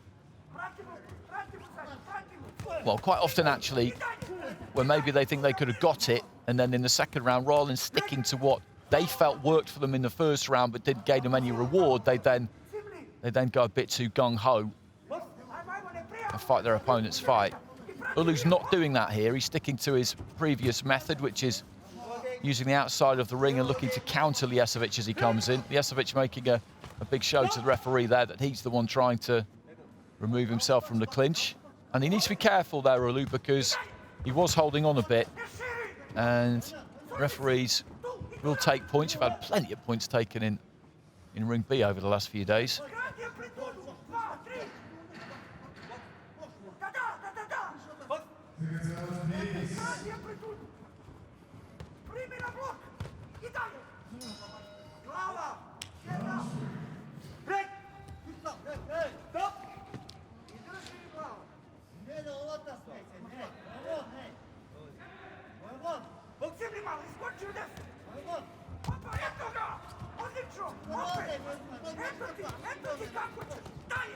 Good left hand from Lijesovic as he came forward.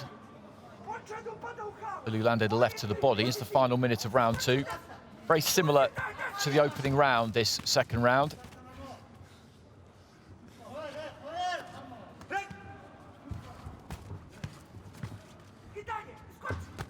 Lijesovic, I think he's beginning to get on top of Ulu a bit more, though, in this second session. Physically, he's the bigger of the... The referee had said break there, and Lijesovic gave Ulu a little tap in the face. Ulu gave him one back. And he's having a point taken for holding. And I did say about a minute ago that was a real problem for him. And I think that the pace that Lijesovic has set, the relentlessness of him just being right on top of Ulu all the time has caused that, really. He's having to work very hard to keep Lijesovic off him. It's not like he hasn't had success in this round, because he has, but I think he's losing this round, and with the point off and having lost the first, this is looking very much like Lijesovic's fight. He brings a lot of pressure, kind of marauding pressure, Lijesovic. It's going to be difficult to withstand. You need good technique, you need good composure, and you need some snap.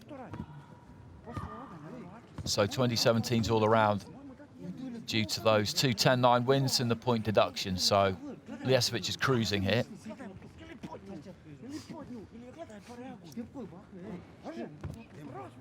The winner of this fight goes through to face Nikita Neisted of Finland, who got a bye in the first preliminary round.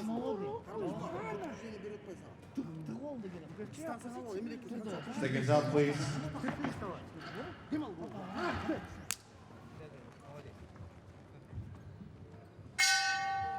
third round. Into round 3. Ljesovic, the European youth champion from Montenegro in the blue. And Bakit Toktasun Ulu of Kyrgyzstan in the red. And it's Ljesovic who's got a comfortable lead. 3 points on all 5 cards going into the final round. He won't let up though. He'll keep doing what he does, which is come forward and just get punches off wherever he can, really. You wouldn't say he favours either the outside or the inside. If he's not careful, Lulu, he's going to lose another point for holding here. He's just been... He's been outmanned here, would be one way you could describe it. Physically, Ljesovic is just a lot stronger.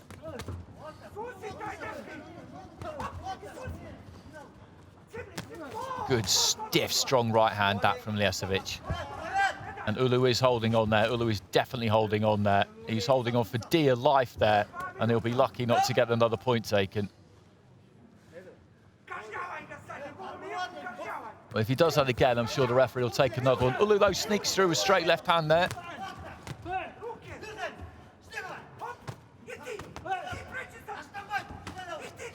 Good right hand there from Ljesovic, who's got stronger and stronger as the fight has gone on. It's interesting watching him because he looks kind of basic in the way that he goes about things, but he does land a lot.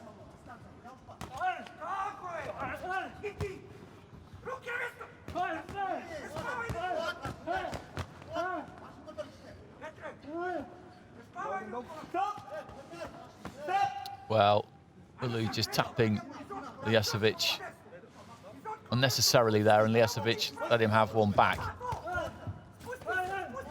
Not sure I'd be pulling the tiger's tail at this stage if I was Ulu, to be honest.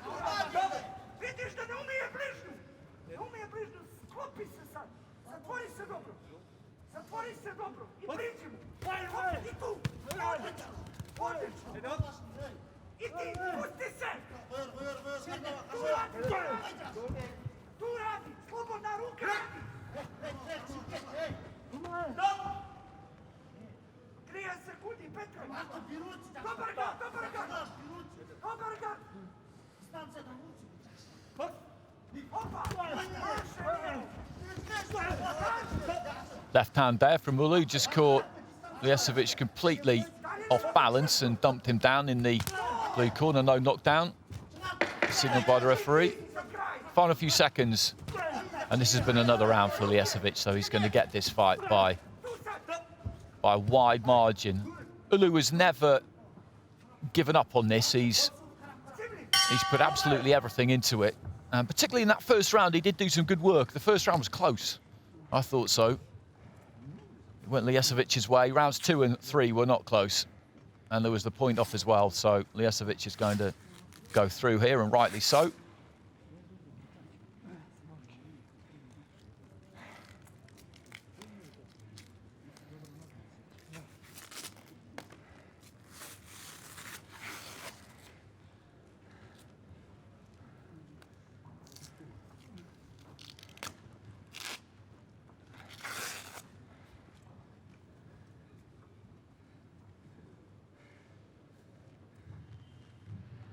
Ladies and gentlemen, in the bout number 139, the ring be win by points with a unanimous decision. From the blue corner, Petar Ljesovic, Montenegro. So through he goes, the European youth champion. Was fancy to come here and make an impact. He's got his first contest out of the way, which will be a relief to him, I'm sure.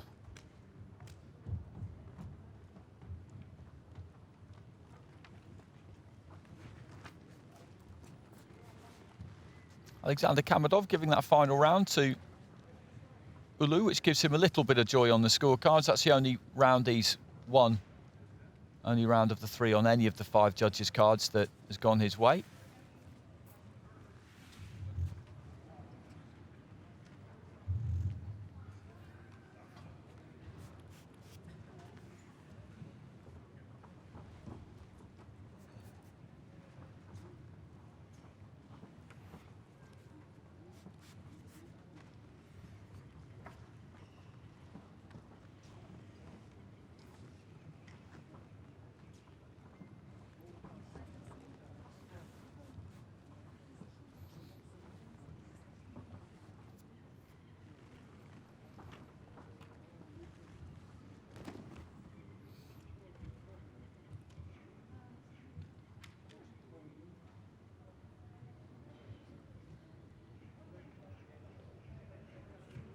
Ladies and gentlemen, we have the bout number 140 in the ring B, 81 kg men's.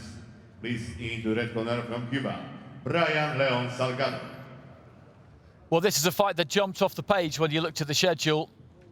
Brian Leon Salgado of Cuba heading for the red corner.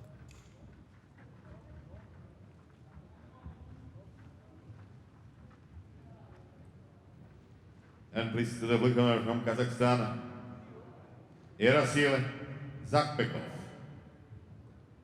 And coming to the blue corner, representing Kazakhstan, Yerasil Zakpekov, Asian junior champion, Asian youth bronze medalist.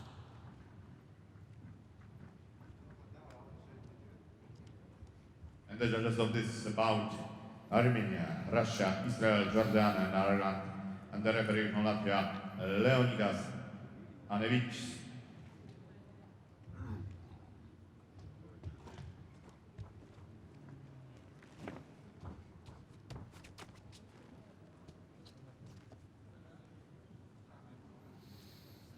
On goes the head guard for Salgado.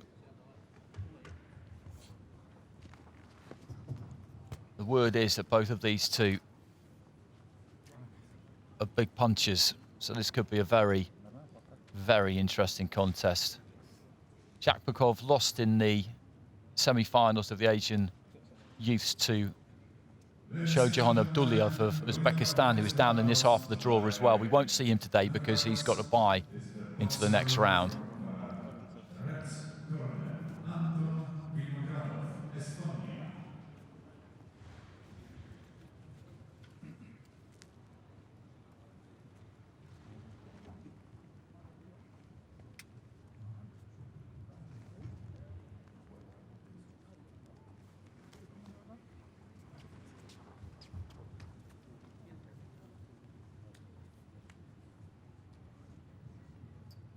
So the referee issuing final instructions here, and this one very much to look forward to. Brian Leon Salgado of Cuba, he's in the red, and Yerasil Zakpekov of Kazakhstan in the blue, into the start of round one.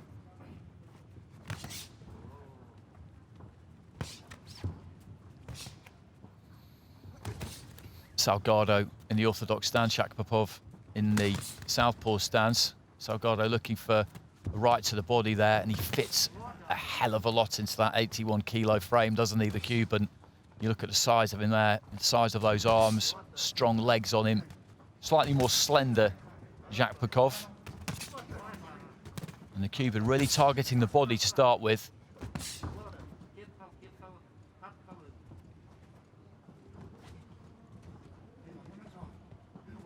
Just backing with that jab, looking to try and measure the distance there, Zakpekov. That's what he's doing. Just seeing if he could get close enough, sent in the left hand. But again, that was kind of a more scouting punch, a reconnaissance mission, if you like. And Salgado, after those early flurries to the body, he's just taken a step onto the outside as well. Let go with a hook there, was well short with it. And Zakpekov, as I say, is taking his time here, just trying to get that distance, trying to work out the best way in. Over a minute gone in round one, and Salgado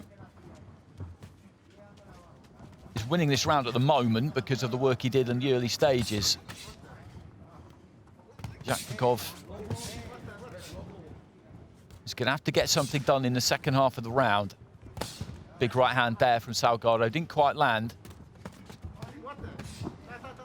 Zakpekov lets his hands go a little bit more there. He's very composed. The Kazakh fighter, very composed indeed.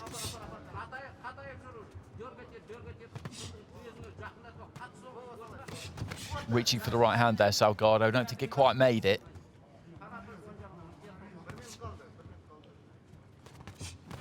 Good left hand there, though, from Zakpekov. Not a great deal on it. Left into the body as well. Looking for that big overhand right to the body there from Salgado was a good shot that echoed around the hall. Left hand too. He's winning this opening round, the Cuban, by virtue of the greater work rate and punch output, basically. Zakpekov, as I said, he's composed, he's studied, he's an intelligent fighter, clearly, but he's not doing enough. what he is doing is being relatively effective. A left hand there got through. Right to the body there from Salgado.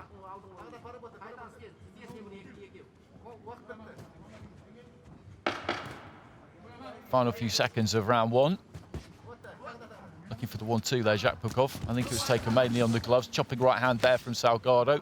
And then rips a right to the body. So the first round down.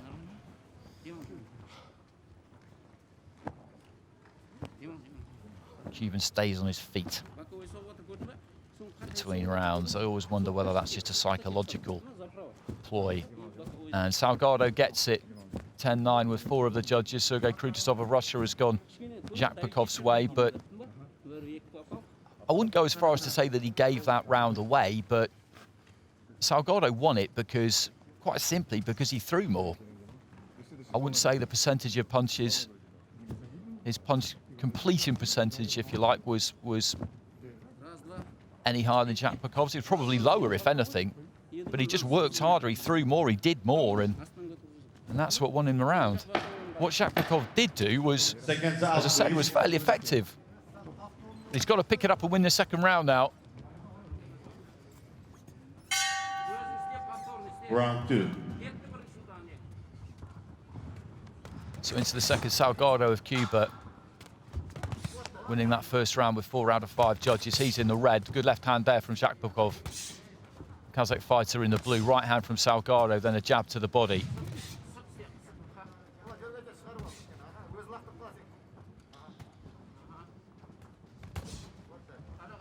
Jacques Pukov looking to try and punish with that left hand a bit more, and he is trying to get to work quicker in this second round. 30 seconds in, looking for the right to the body again there, Salgado, and right to the head. Jacques Pukov just pecking with that jab again, trying to send in that left hand. He's getting caught though every now and again when he throws that 1-2, because he throws that 1-2 and then just stays exactly where he is.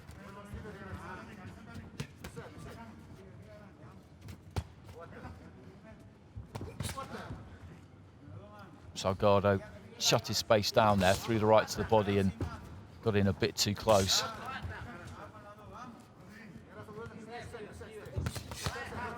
Good combination there from Jacques Pukov.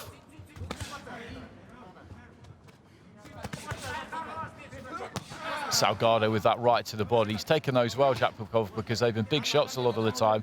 Salgado maybe just feeling the pace a bit here, halfway through round 2. He is a big muscular kind of fighter. As I said, you look at that frame and there's a lot of lactic that'll build up there because, you know, a lot of the punches he throws are big effort punches. He puts plenty into all of them. Good left hand there though from him. Jacques Pukov is more economical, he's looser. And if he is feeling it, if he is feeling the pace Salgado, then Jacques Pukov has got to try and press that home in the final minute of the round. He's got to win this round, the Kazakh.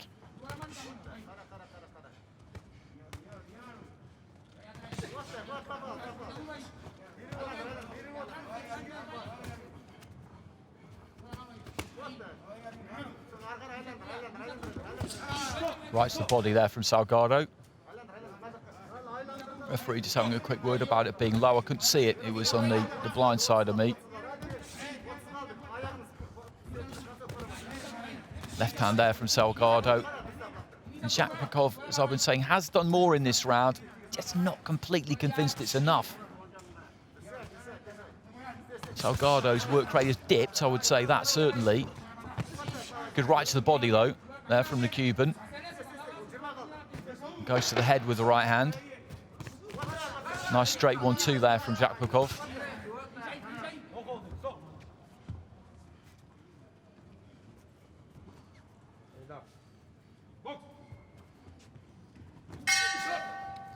Now goes the bell at the end of the second round, and the scoring of that second round is going to be absolutely critical because Salgado was up with 4 judges at the end of round 1. I didn't feel he was as effective in round 2 as he was in the first, but he may well still have done enough. And for 3 of the judges, he has split scoring in round 2 there, so He's very much got his nose in front there, the Cuban. A 2-point advantage with 3 judges, level with another. And Japakov with the 2-point advantage himself with that remaining judge. So Japakov needs a huge final round here. He's got to get some 10-8s. Seconds out, please.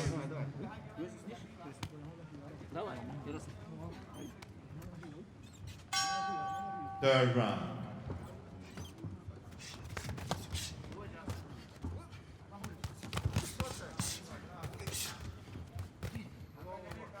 So into this third and final round, Salgado of Cuba in the red. He's got the lead. 2 points up with 3 of those 5 judges heading through 2 rounds. Japakov has really got to up it and win this last round big if he's to turn this one around, and he knows it. You can see that from the way he's come out at the start of the third. He's just been a little bit too circumspect so far. Didn't quite do enough in the first round, did more in the second, and now he's looking to really try and pour it on in this third and final round, but he needs it big. He needs it really big. As I was saying, he's got to get some 10-8s if he's to get himself back into the reckoning here. Exchange up close there. Salgado has looked for the body fairly effectively throughout the course of this fight. The Cuban in red, boxing out of the orthodox stance. Nice pullback right hand there from him. Japakov in the blue, a southpaw.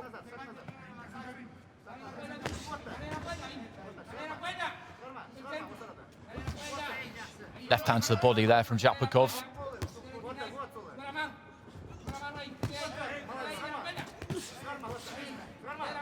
Salgado just boxing well off the ropes there. Japakov, again, just pecks with that jab. And the corner just telling him that he needs to just up it. He needs to work harder, needs to do a bit more right into the solar plexus there from Salgado.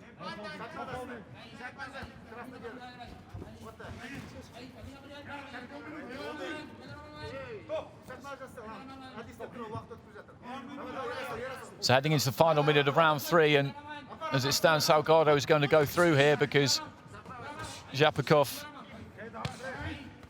has not been able to find the volume of artillery in round 3 that he needed. And I think when he looks back at this, he'll have some regrets here, Japakov, because in that first round, he took too long to get going. Salgado just covering up a little bit on the ropes there. I think maybe one of those left hands just got to him a little bit, possibly, and Japakov is finishing strong here. It's not going to be quite enough. Salgado retreating to the ropes. I think he's struggling with the pace a little bit now, maybe just a little bit hurt by a body shot, and throwing that right hand back off the ropes. Japakov is having some real joy here towards the end of round 3. Will be enough, I think, probably to take this round, but it's not going to be enough overall.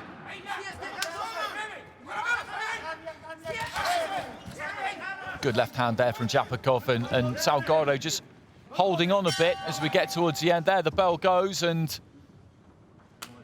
it was a good fight. We knew that it was going to be a good fight.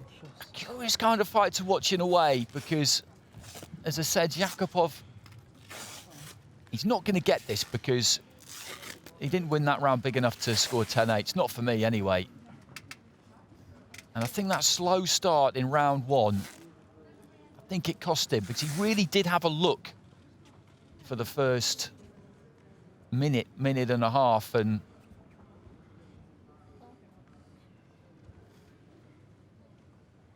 that superior work rate in the first round just got Salgado ahead. About number 114, win on points by split decision.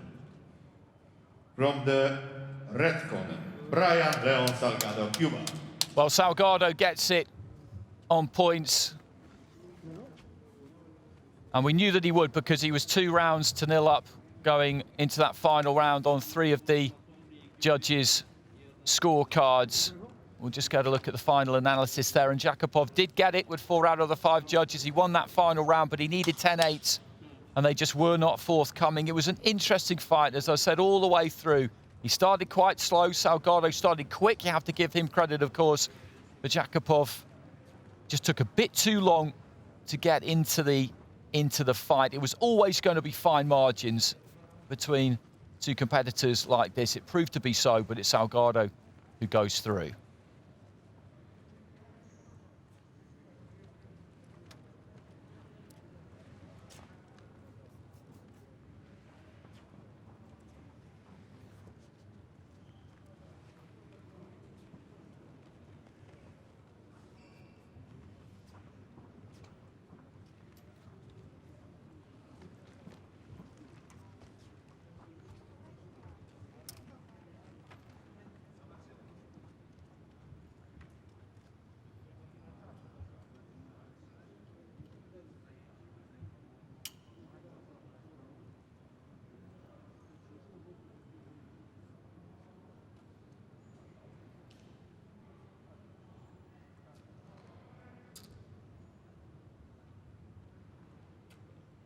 Proszę sędziego czasowego do ringu A.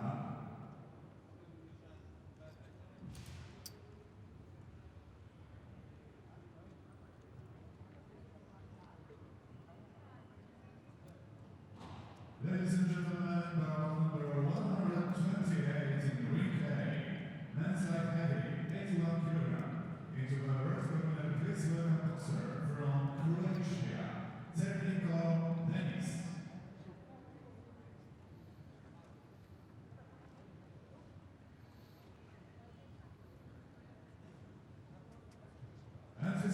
And towards the end of that final round there, Japakov was having real joy, but it was just too big an ask for him going into that final round.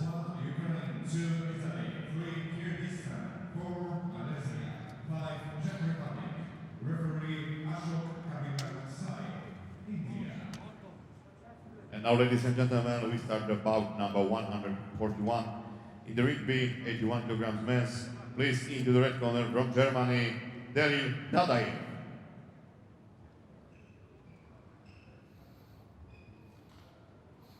So still in the light heavyweight division, we've got DZIEL of Germany. It's a strong division, this, and he's another one who comes into this with people reckoning. And his opponent, please, into the double corner from Colombia, Sebastian Moreno. Reckoning that DZIEL could do something. And up against him from Colombia will be Sebastian David Moreno.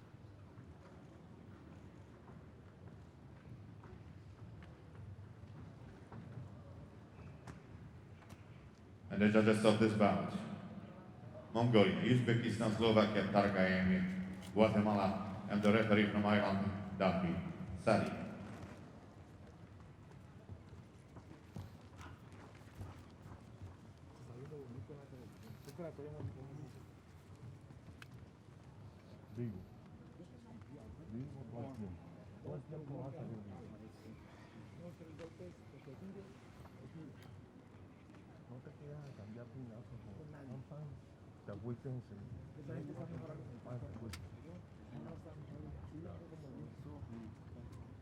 No te quedes a cambiar tu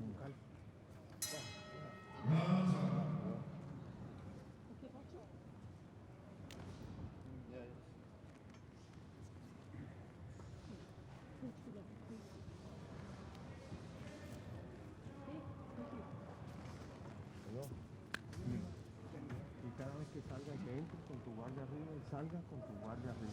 No salgas con la mano abajo detrás de esa maldita sea. Sí.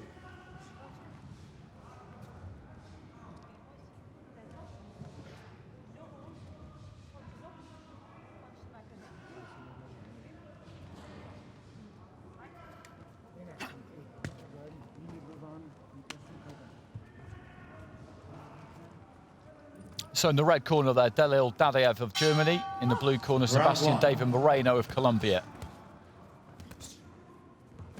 Two orthodox fighters here. Similar kind of stature as well, physically.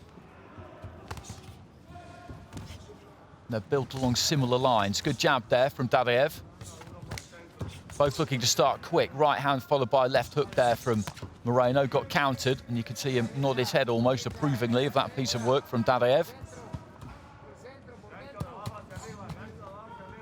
3-4 punch combination there from Moreno, but most of it landed on gloves.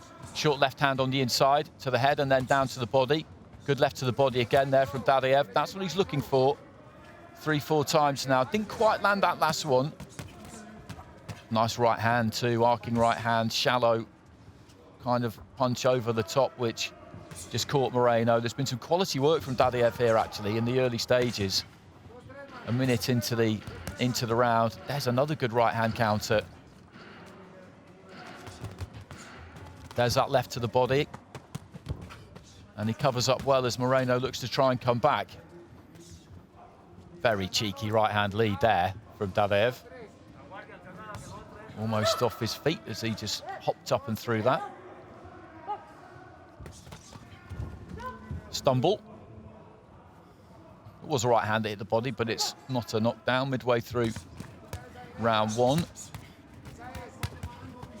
Moreno's thrown plenty. The problem he's got is that Dadiev has tucked up well. And it's Dadiev of the two who's managed to find the gaps. That was better from Moreno. Did land a couple to the rib cage there.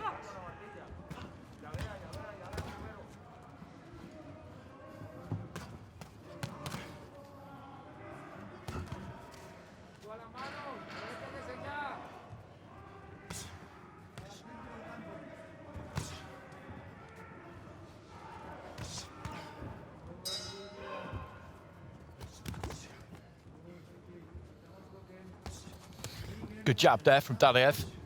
Catches Moreno again as he comes forward with that jab high to the forehead, just sets him off balance, makes him take a step back and reset. And that's the beauty of a good jab. It can be a weapon, but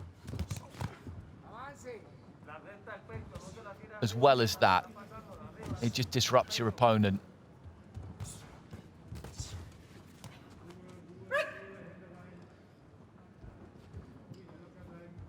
Final few seconds of round one.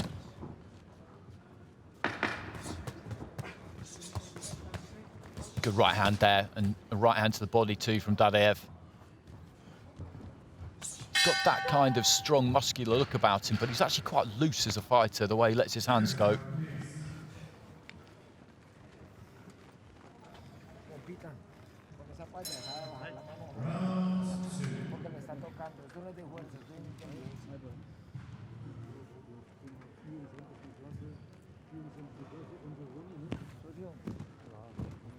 Ten nines across the board for Dadiev. That was clearly his round.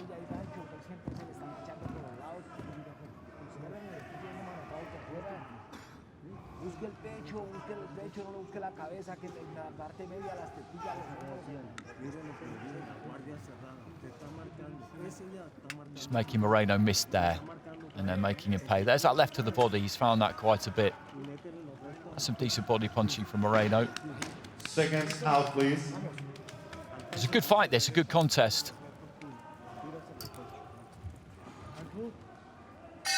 They approach it in similar ways, these two. And in that first round, Dadiev just showed himself to be a bit better than Moreno. It's as simple as that, really. It often is. Right hand into the stomach there from Moreno, who started very, very quick in round two. Really looking to try and put it on Dadiev, who tucks up well, keeps that head on the move, pushes Moreno back to the corner. That was some serious heat that the Colombian brought out of his corner at the beginning of the round there. Just wonder if he's beginning to pay for it a bit now. Back to the ropes. Looks to ditch in a right hand. Short with the right hand there, Dadiev. Nice jab from the German. He's in the red. Moreno of Colombia is in the blue. This is light heavyweight. Moreno's just slowed down. He went flying out of the traps. In the first 30 seconds, it was impossible that he would be able to sustain that, hoping to just put a dent in Dadiev early. It didn't really happen. Left to the body, then looks for the uppercut, but he managed to just squeeze the elbows on it, Moreno. And you see that mouth is hanging open a bit for the Colombian. I don't know about the wisdom of starting the round in the manner that he did. Because after that first 30 seconds, he spent the last minute recovering, really.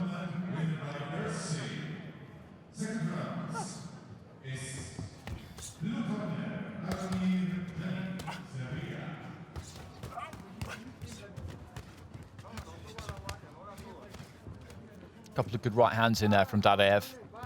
As I said, he's just got that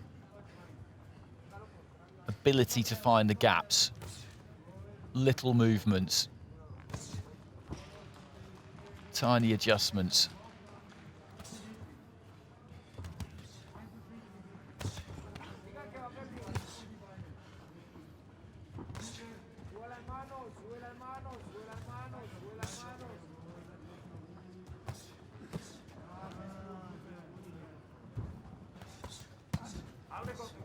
Left to the body there from Dadaev. Moreno is throwing when he can, but he's been put into his shell a little bit. Knocked back towards the ropes, and Dadaev just steps to him, looks for the uppercut. Left hand was good there from Dadaev. The gloves just dropped there, and Moreno, a bit of blood coming from the mouth. He's absolutely knackered, the Colombian. You can see it, and you do have to question the wisdom of coming out the way he did at the start of the second round. Easy for me to say, but he decided that he was going to give it a real crack at the start of the round and see if he could make some inroads. Standing count there given by the referee, but it's come at a cost, because since that 30 seconds, really, it just seemed to take everything out of him as he plonks himself down on the stool there, and he's lost that second round, so he's staring a defeat in the face here. But you cannot criticise his ambition, Moreno, because he's that kind of move, the one he made at the start of the second round, that is born of pure ambition to win. A couple of 10-8s there in favour of Dadaev, who was pretty dominant in that round.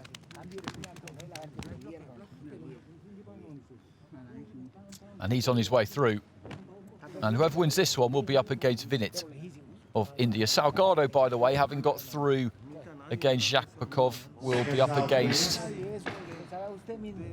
Valeriu Razmarita of Moldova in the next round. Third round.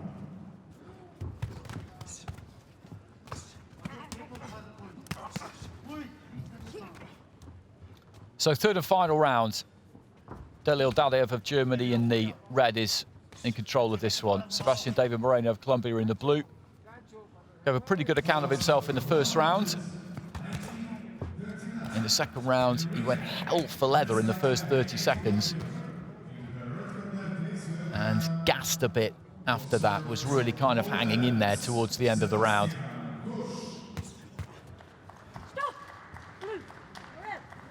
Referee just telling Dadaev off for pushing off with the forearms.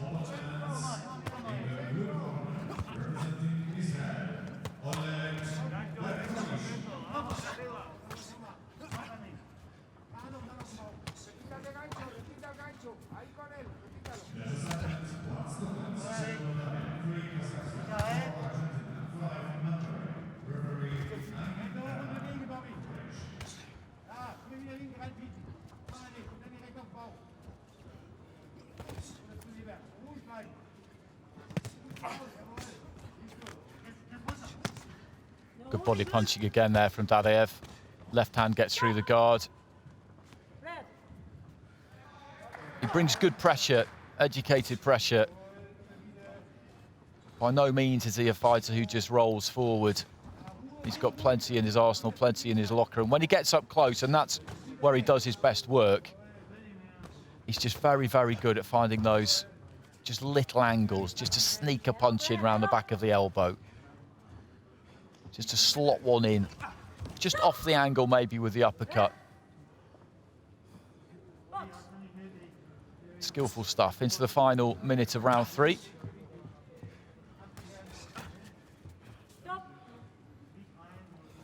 And both of these two, I think, are just going through the motions a bit in the closing stages of round 3. Moreno is dog-tired in there, and I think we'll be very pleased to hear the final bell, but there's absolutely no way that there's any quit in him.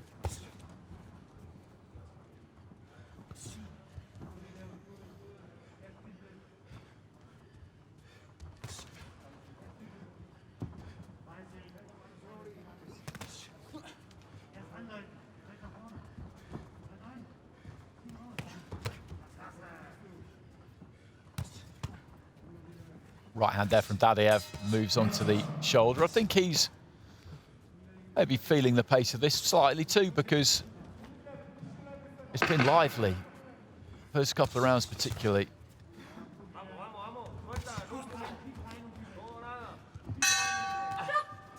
Well, there goes the bell, and it will be the German fighter in the red there, Dalil Dadiev, who will go through by a clear margin. But Moreno of Colombia, he played his part early in the fight. Came out sprinting at the start of round 2, and that just seemed to empty the tank a bit. Since then, it's been a bit of a struggle for him, really, to stay in it. But stay in it he did. Was always throwing something. But he ran into a good fighter today, Dalil Dadiev. I'd heard that he was a promising prospect, and that's proved to be the case. Ladies and gentlemen, in the bout number 141, win by points with a unanimous decision. From the red corner, Dalil Dadiev, Germany. So he gets it across the board, and there are some 10-8s in there as well. One 10-8 from 3 judges, a couple of 10-8s from the Slovakian judge. Comfortable for Dadiev. As I said, he'll now go through to box Vinit of India in the last 16.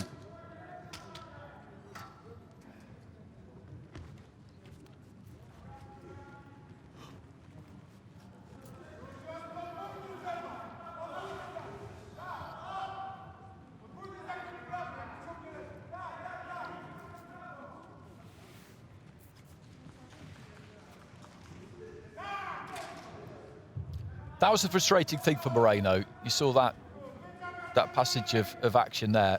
When Moreno was punching, Dadiev had tucked up really, really well.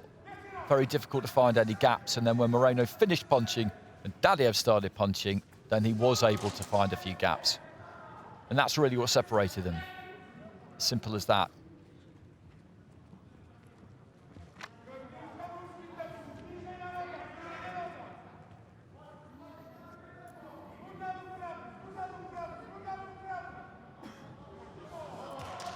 Ladies and gentlemen, we start about number 142 in the rugby men's 81 kilograms.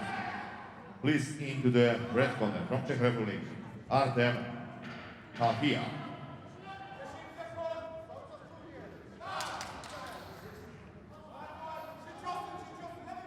So another fight here at light heavyweight. Artem Hafizak of the Czech Republic will box out of the red corner. And please to the blue corner, his opponent from Belarus, Andrei Masalau. And from Belarus, we've got Andrei Masalau. Whoever wins this one will fight Shokjahan Abdullayev of Uzbekistan, who's got a bye. Abdullayev, a very, very good fighter, Asian youth champion. And the judges of this bout, Uzbekistan, Korea, Azerbaijan, Sri Lanka, and Bulgaria, and the referee from Slovakia, Mr. Radoslav Simon.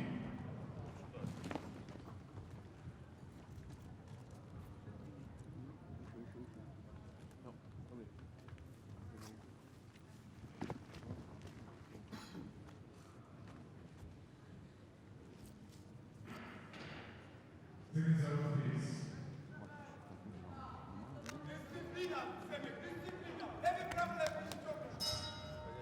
Round 2.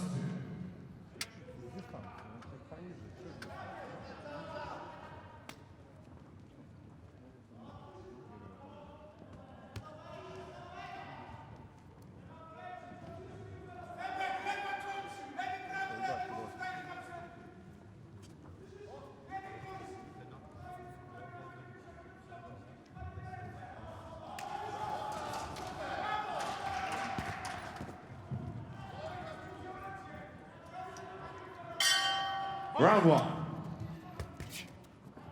So in the red, Hafizak of the Czech Republic, in the blue, Masalau of Belarus. Two orthodox fighters here.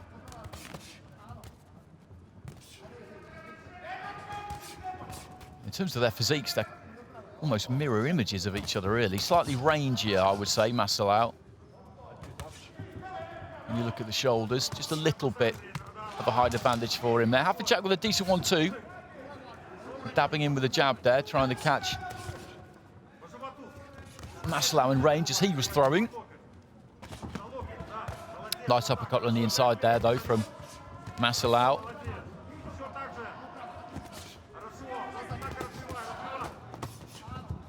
Maslow looking to try and make the early running here. Hafejak came back with a decent left hand, but he was under pressure on the ropes there.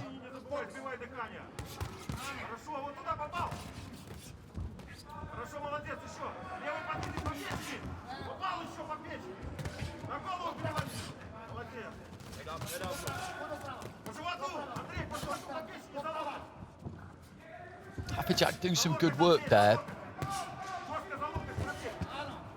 But he's having to work very, very hard to keep Maslow off him.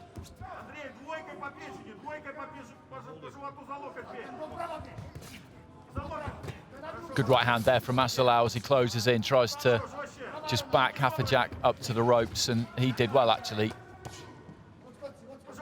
to move off to his left and get away, because that's not where he wants to be.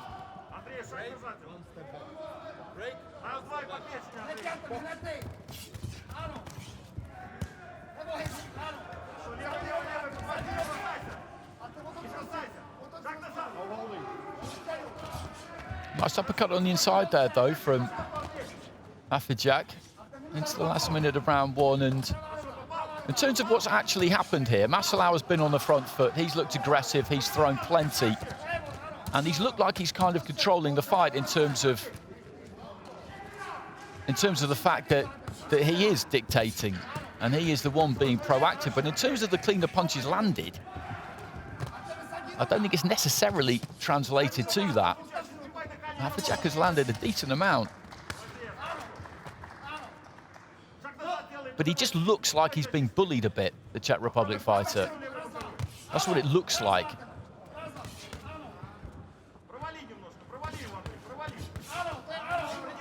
There we go again, 2-3 punches thrown there by Hafejak, and a couple got through. Definite scoring punches. It wasn't an egregious amount of power on them, but that's what the judges are looking for. Punches that land to the front of the head or the torso, delivered with the knuckle part of the glove. There goes the bell at the end of the round, and I'll be really interested to see how that one gets scored, because, as I say, the aesthetic of it, if you like, was that Maslow was in charge, that he was bossing that, he was coming forward. And he gets it. He gets it 10-9s across the board, and that'll be why he got it. And I'm not saying he didn't land, because he did. But Hafejak in that round, boxing off the back foot, maybe looking a bit ragged at times, he landed plenty.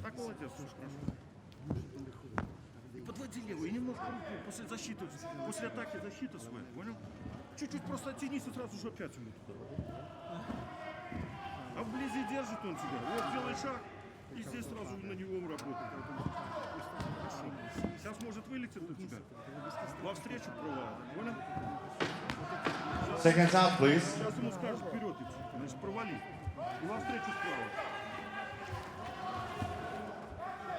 The replays there just kind of show us Round two. that that was tight. It was a good sample we got given there. I'm not outraged by Maslow getting the verdict with the judges on that first round, but with boxing quite often, how it looks plays a significant part. And what you've got is a front foot fighter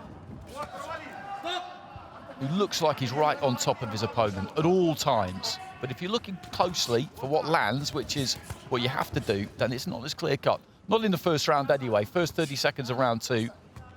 And Maslow, again, has just come out nice and strong. No slapping, no slapping.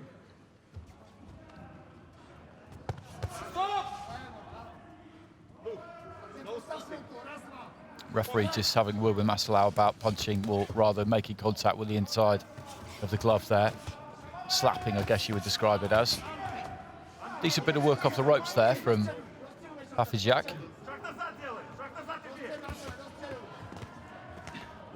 Long right hand from Maslow. Just clipped Hafajak and again, and I think a third one might have got through too. There's a bit of blood coming from the end of the nose there of Masalau, I think, as I just peer across the ring there. Андрей, не стой на ногах работай. Твердый бой,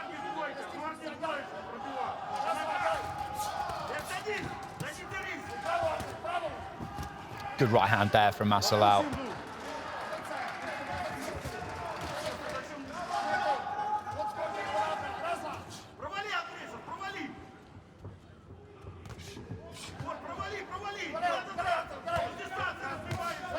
That's a good strong right again there too, and he's just beginning to find Hafajak at the range that he wants him.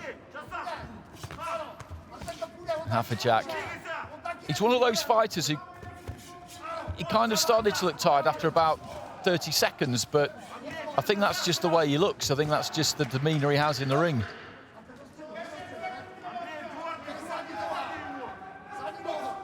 But again, that just adds to the, as I said, to the kind of overall picture of the fight. He looks like he might be about to come apart almost at any second. I'd imagine that he looks like this in the gym. He looks like this in fights. This is just how he looks, but it's not a very good look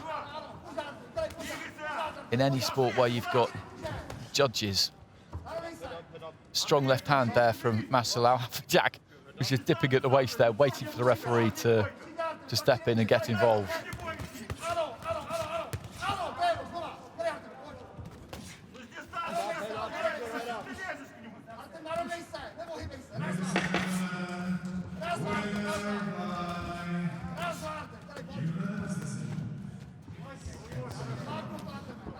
Good right hand from Masalau. Masalau very much in control of that second round.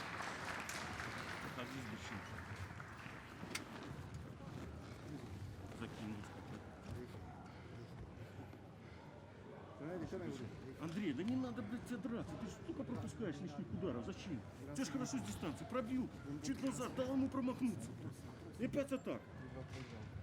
Well, split scoring. 2 10-9s there for Masalau, 3 10-9s for Hafajak. In terms of the scoring of the rounds, and this is just my personal opinion, I would have had it the other way around. I thought the first round was close, split scoring in the first round. I thought that second round, Masalau won quite clearly. So the scores after 2 rounds, I don't have any issue with. I just would have got there via a different route. Third round.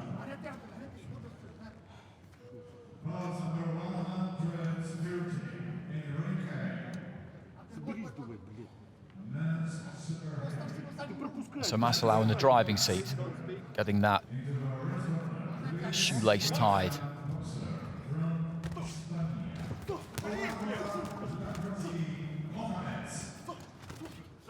There's that right hand. Masalau's landed that a good few times. Left hand on the inside from Hafajak. It's been another good fight, this. Entertaining fight to watch.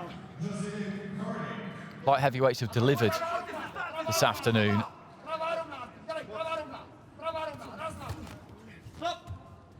Vinci Guerin, Alaverdiev in our first fight at 81 kilos really set the tone. That was absolutely amazing. Right hand there from Masalau. Decent 1-2. Nice left hand on the inside there, though, from Hafajak.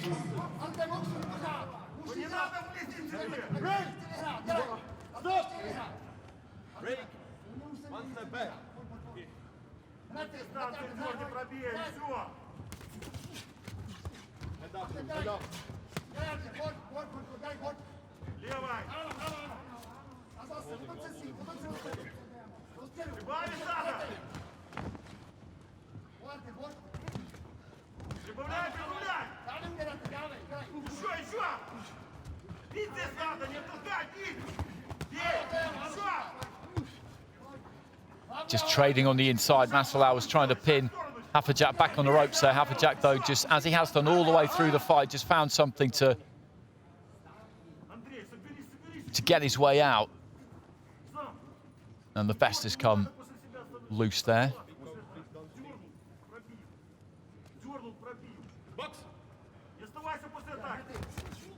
Right hand there from Masalau. And again, they're just stepping in And once more trying to just push him back towards the neutral corner here, right above me. Cheeky little left on the inside from Hafejak. Шаг в сторону! Разверни! Двойка, жестче! Minute remaining here. Masalau of Belarus in the blue, Hafejak of Czech Republic in the red. Masalau with an advantage going into this final round, a couple of points up on a couple of scorecards.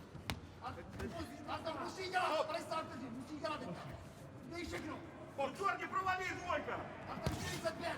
Быстрее! Сам! Сейчас сам! Работай! Nice left hand there from Hafejak. Четко сейчас стань!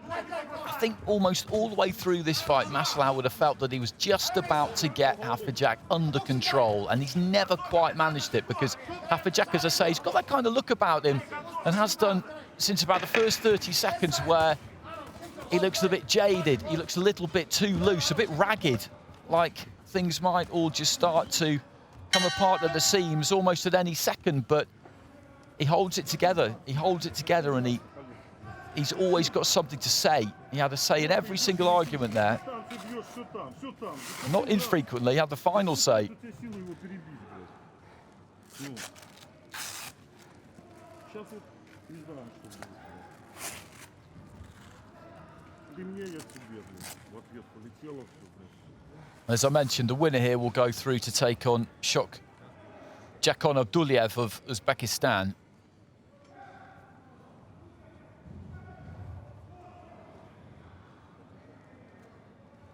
Ladies and gentlemen, in the bout number 142, win by points with split decision from the blue corner, Andrei Masalau, Belarus.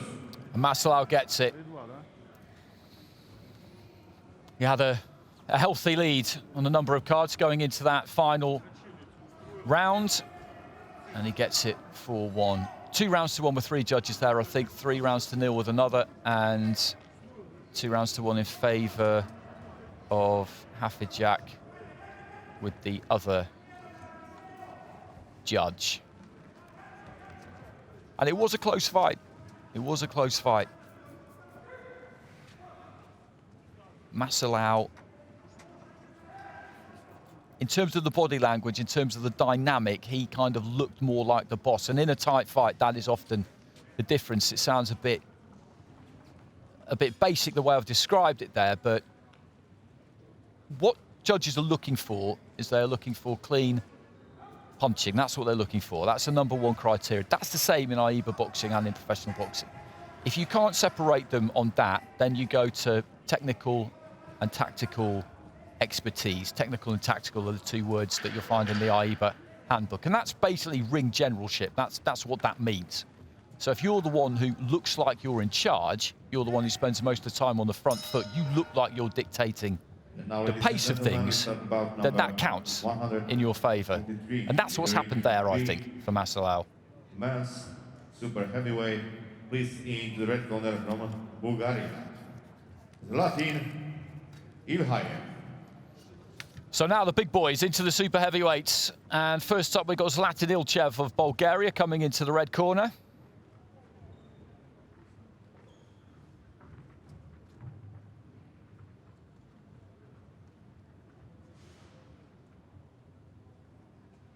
And please into the blue corner from Russia, Ivan Onyshenko. And following him in, a highly rated Russian, Ivan Onyshenko.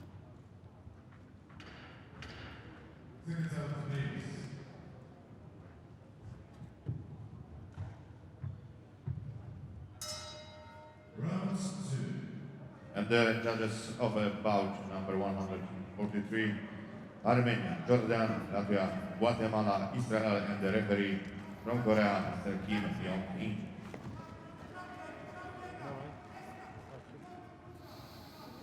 So that's Ilchev. This 91 plus. the super heavyweight division. Looking at Onyszczenko over the ring, over the other side of the ring there by the blue corner. He reminds you a bit of a recent Russian super heavyweight that we've seen, Maxim Babanin.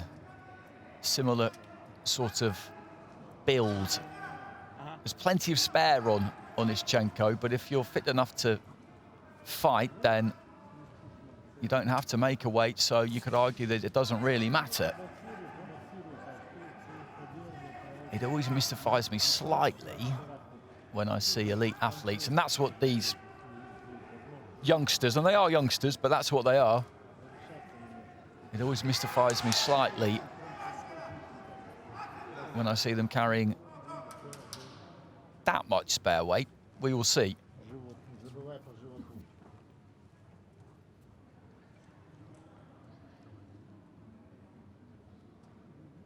Good old-fashioned stare-off there between Bulgaria and Russia. So Zlatan Ilchev of Bulgaria in red, Ivan Onyszczenko of Russia in blue. Round one. So two orthodox fighters here. Ilchev red, Onyszczenko blue.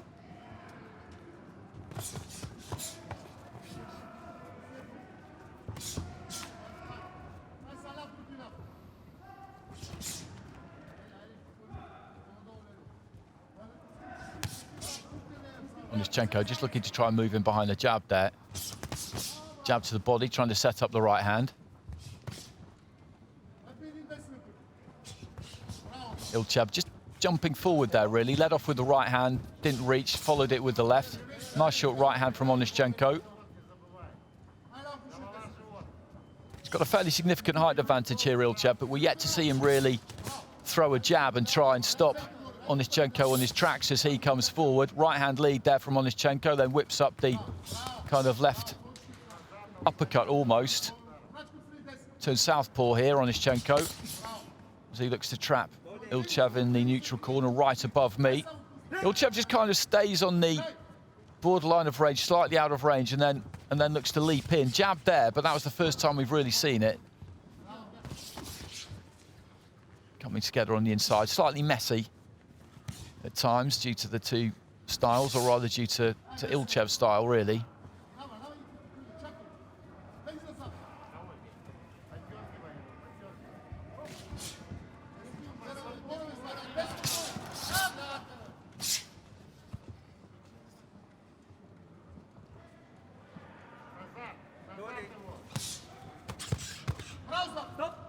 Both just trading shots on the inside there.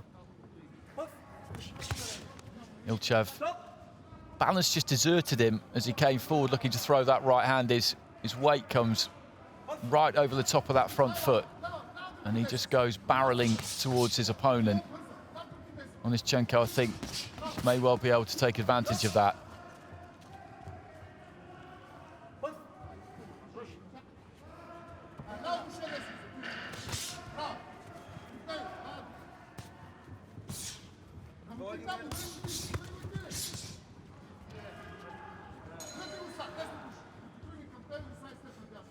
Nice and balanced, Onyszczenko. Doesn't really waste anything. Economy of movement, nice small steps. Just looks to get into distance and then throw those short, sharp punches. Doesn't really wind up with anything. Looking for the big overhand right there, Ilchev, followed by a wide left hand. Onyszczenko doesn't have too much trouble seeing what Ilchev has got to offer coming.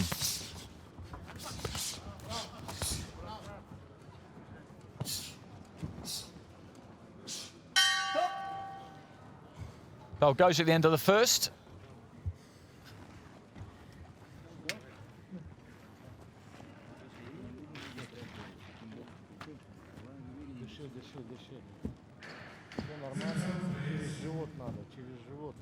Право бьешь, попадаешь, чувствуешь, да? Вот, голова, живот, голова. Onyszczenko's round.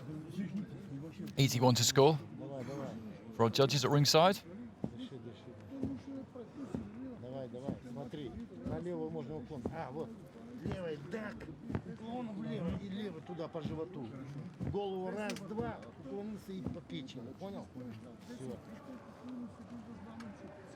Глотнешь? Seconds out, please.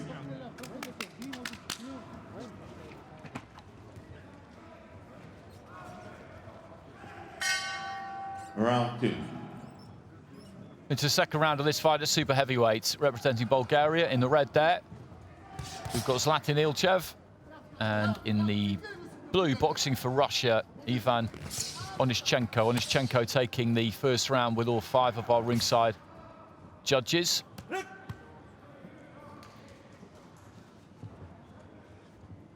And once again, the Russian taking the center of the ring.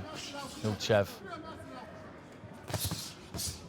skirting around the edges of it.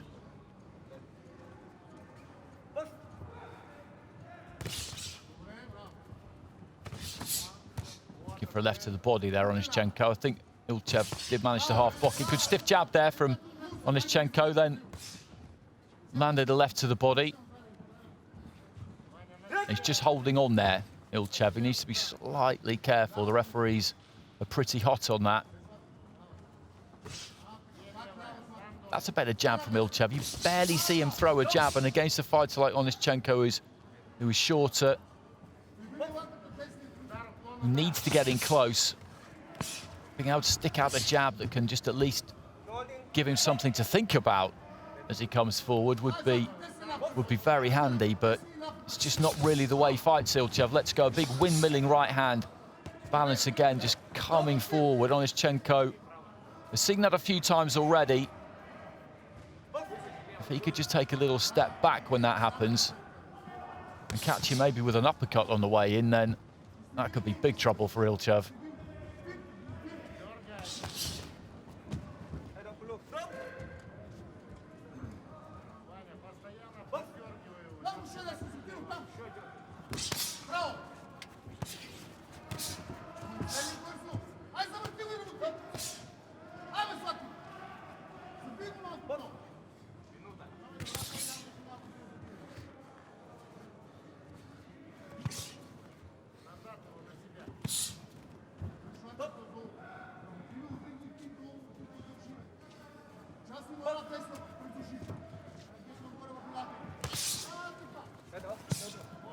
Good left hand to the body there from Onischenko. You could hear that one thud home. And the second round has been very similar to the first. Onischenko with that front foot pressure, just dictating terms. He's not been completely dictated to here, Ilchev, but it's just difficult for him to really land anything clean. Flicked up the jab there, that got through from the Bulgarian.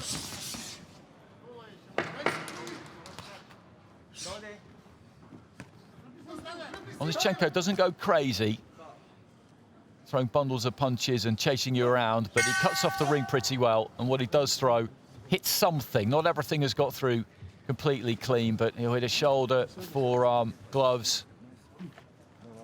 As I said, he doesn't really waste anything. Смотри, вот когда вы сошлись, и он начинает на тебя давить, ты его так смотри. Вот, немножко раз и на себя. Так, закрути, влево или вправо, понял? Просто вытащи его на себя. Понял? Ну так все нормально. Some split scoring there, but Onischenko still very much in control. He's got a 2-point lead with 3 of those judges heading into round 3. The other 2, it is level. So Ilchev needs something significant in this final round. He needs 10-8. He needs 10-8. Seconds out. To give himself a chance here. Third round.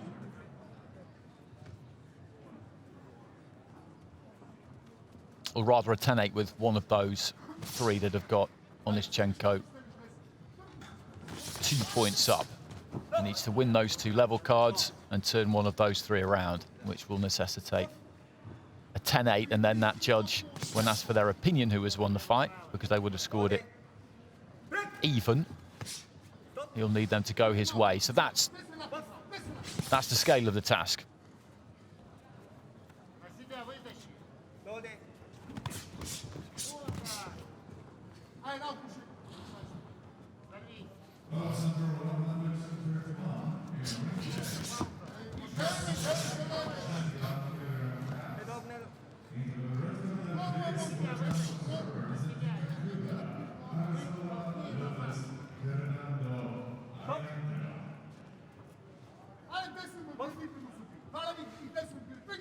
Onischenko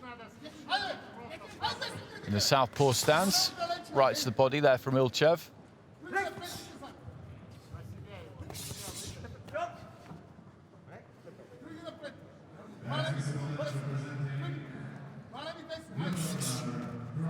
Looking for the left hand there on Onischenko. It's not been fought at a frantic tempo, this, but it's been steady enough. And I did at the start of the fight question on Onischenko's weight, but he does seem to be one of those fighters who,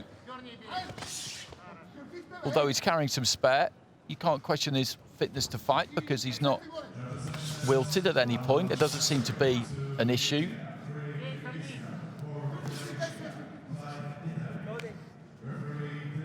He adds that little bit more weight to his punches.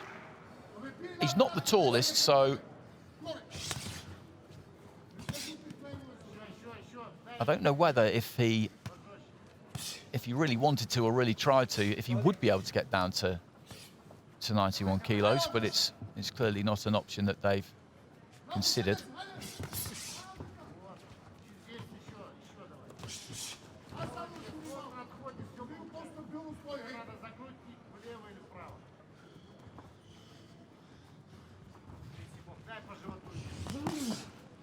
Left hand into the body there from Onischenko.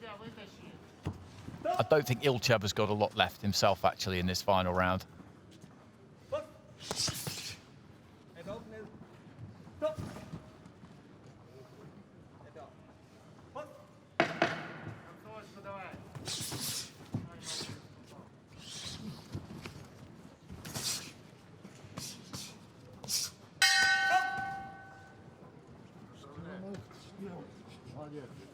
So that goes the bell at the end of this 3-round bout, and Onischenko had a 2-point lead on 3 of the cards going into that final round, so he's going to get this. There's no way that Ilchev has managed to win that round. 10-8, not in anybody's estimation.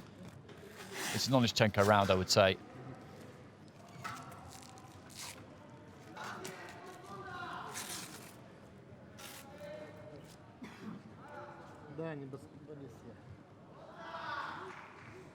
Ladies and gentlemen, the winner by points with the unanimous decision from the blue corner, Ivan Onischenko, Russia.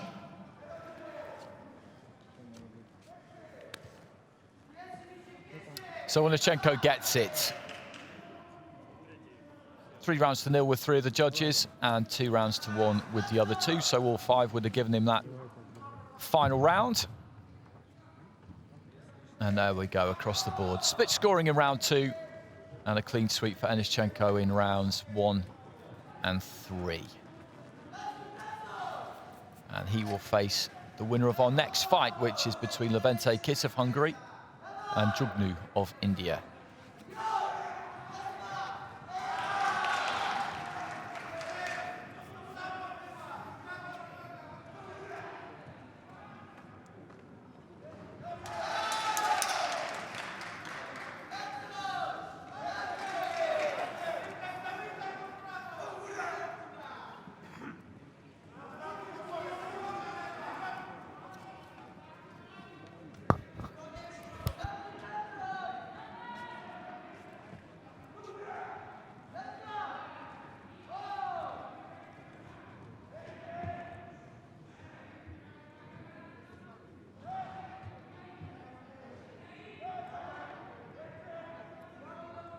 Ladies and gentlemen, we had about number 144, super heavyweight division, men's.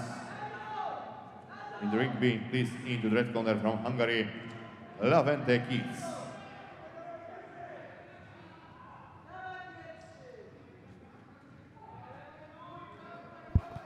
Levente Kiss, boxing for Hungary, European junior champion. He'll be boxing out of the red corner.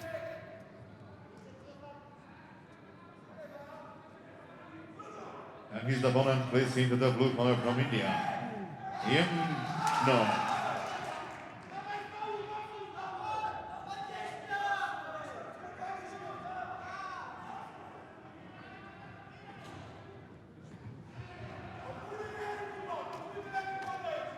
And into the blue corner for India. Russia, Slovakia, and the referee from Jugnu. Sri Lanka is Shiromala Tampu.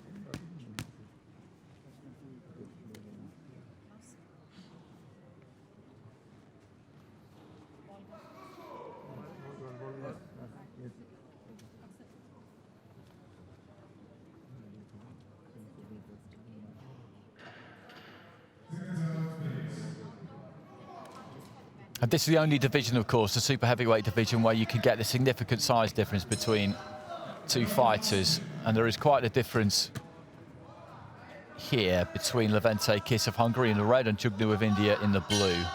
Round one. Touch of gloves at the start of the round. Kiss, as I said, the European Junior champion.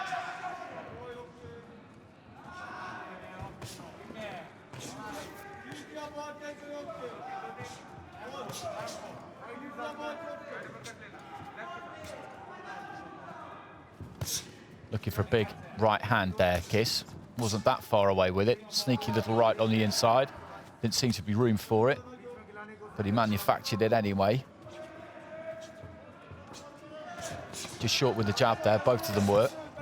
And Jugnu just losing his footing slightly. Double jab right hand from the Indian fighter. It's Kiss who's taking the centre of the ring here. Jugnu's looking to try and work around him for the most part. Turn southpaw here, Jugnu, a minute into round one. Leaping in with a left hand there, Kiss, but didn't land it. Jugnu with a jab and then ends up on the shoulder. Very aggressive here at times, Kiss. Going looking for Jugnu, but he's not really landed anything.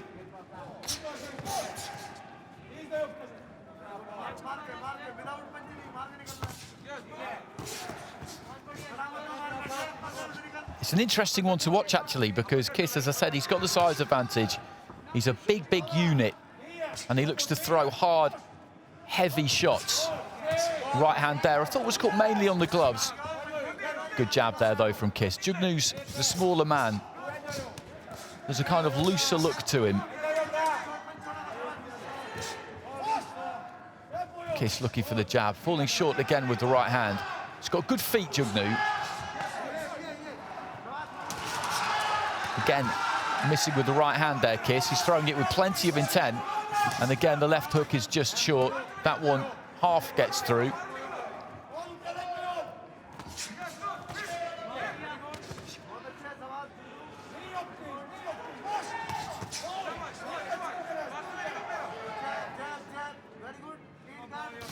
Jugnu backed up to the ropes. He's comfortable enough there. Good jab there from Kiss. Not that much has been landed clean by either one of these two, and given that fact, the fact that Kiss is relentlessly on the front foot and throwing more, again, similar to a fight we had earlier on, won by Masalau. That greater proactivity. Good left hand there again from Kiss as well. That greater proactivity and aggression from Kiss is going to win in this round. Towards the later stages, he has found Jugnu a bit. Also, left hand kind of half landed. Left hand to the chest did land. Good jab as well. His accuracy has improved bit by bit throughout the course of that opening round for Levente Kiss of Hungary. He's in the red on the right-hand side there. Over in the blue corner is Jugnu of India.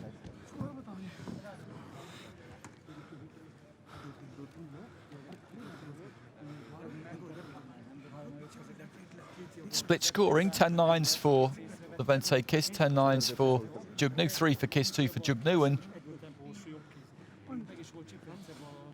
I felt Kiss just did enough towards the end of the round there, landed a few towards the end to to take the round. But as I was saying before that, really, it was very difficult to pick in terms of punches landed. I felt that Kiss at that point would probably get the nod because he was on the front foot more, he was throwing more. Second round, please. But Jugnu showed some good technique as well. So split scores at the end of round one.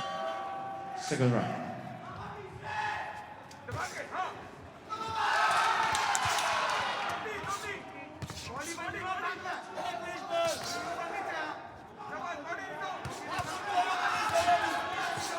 Some decent work from Jugnu, most of that though taken on the gloves by Kiss.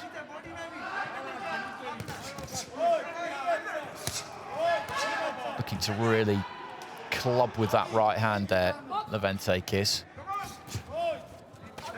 Can tend to look a bit tight when he really looks to load up and put maximum power into a punch.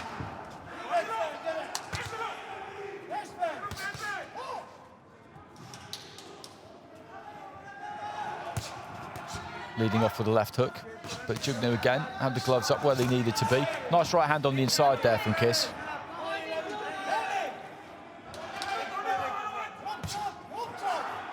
Decent jab. He's got a heavy jab when he chooses to throw it. Often Kiss leads off with a left hook either to the head or to the body, but when he just flows with that jab, it's a weapon.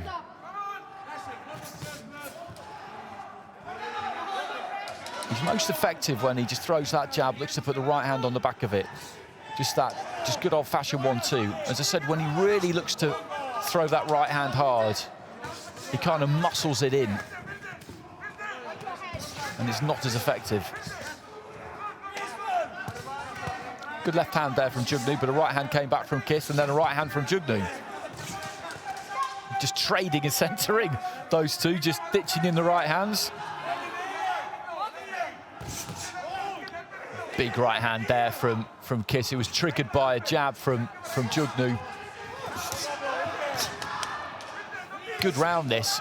These two really just looking for the gaps, looking to attack at every available opportunity. I think just a little bit of, I'm not sure what that is actually, a bit of tape from somewhere.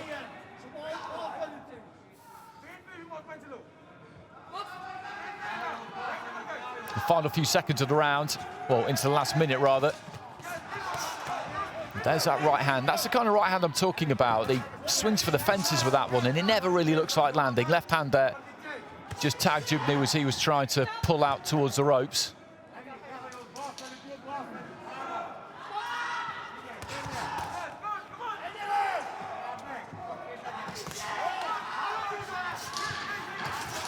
Little jab on the inside there from Jugnu, right hand as well.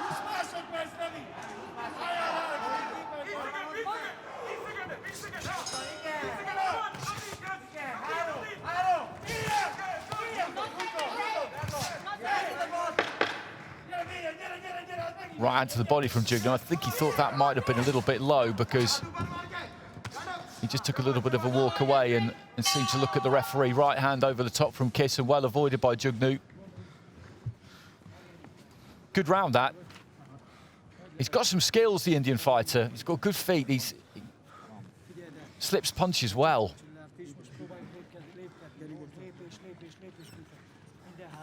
Kiss gets that one with 4 of the judges, so he's got a 2-point gap with those top 2 judges, and it's level with the other 3.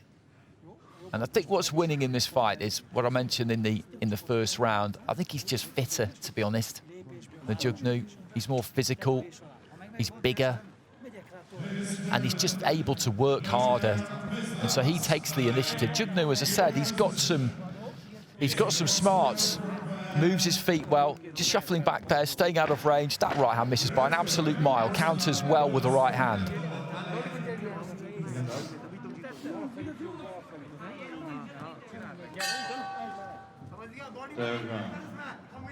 But he's just under the cosh a bit because he's in with a much bigger man in Levente Kiss and a decent boxer as well. He's fundamentally pretty sound, the Hungarian. As I said, his problem is that when he really lets go, with that right hand in particular,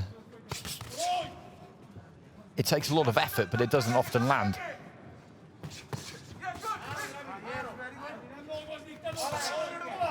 Jugnu's a good example of a fighter who, could he make heavyweight? Could he make 91 kilos? I don't know what he weighs, but there is some weight that could come off there. And if he could do heavyweight, he's a good mover. As I said, he's got good skills.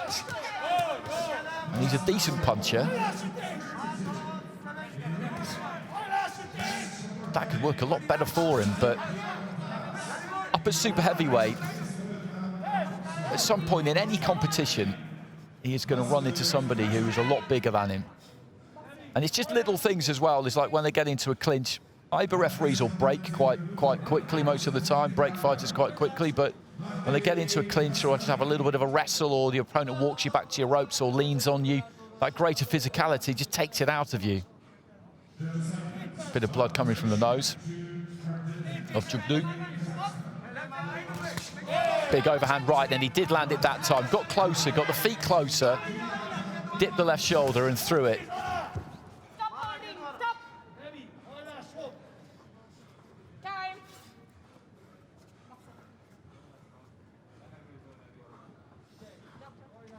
He's breathing heavy, Jugnu, as he goes to the doctor on the far side. He's just going to tidy that up and have a look to see if he thinks it's broken. Just feeling the bridge of the nose there, feeling for the cartilage, thinks he's okay. Good right uppercut landed straight away there from Kiss.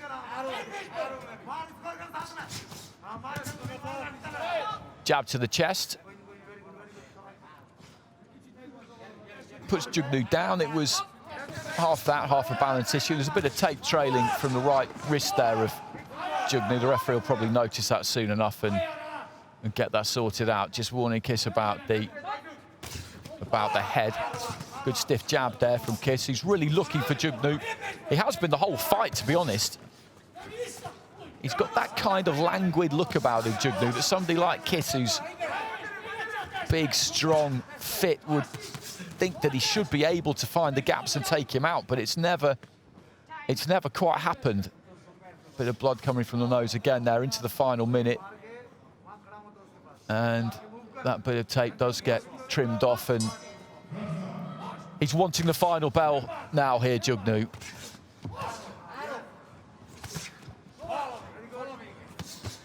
He just sets his feet there, though. And the referee saying to Kiss that he needs to keep his punches up.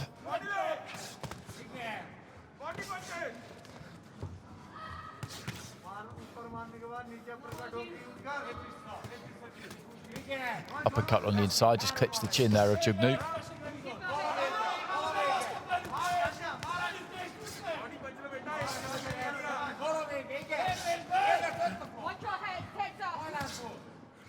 Jab from Jugnu, who's just got a few more seconds remaining in this fight. He's not going to win it. He's going to get knocked out here, eliminated rather, from the competition, but he's put plenty into this. It's a good watch. Kiss has won it. He'll go through to the next round where he'll be in with Onyszczenko.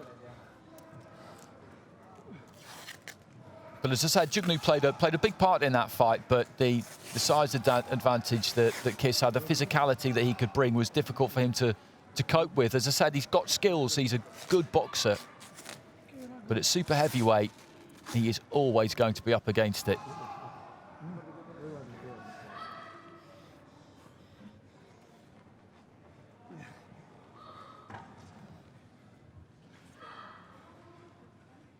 Ladies and gentlemen, and the winner of bout number 144 in the ring B, by points with split decision, from the red corner, Lewandowski, Hungary.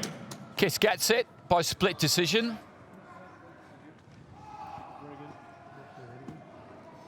4-1. And it's Slovakia who must have given that final round to Jugnu. And indeed, so 10-9 for Jugnu in the final round gives that one card to him. 10-9s for Kiss from everybody else, makes it 2-1 for Mongolia and Russia, 3-0 for Jordan and Turkey. So he goes through to the next round, Levente Kiss, and he will meet, as I just said, Onyszczenko of Russia. That'll be an interesting fight. That will be an interesting fight.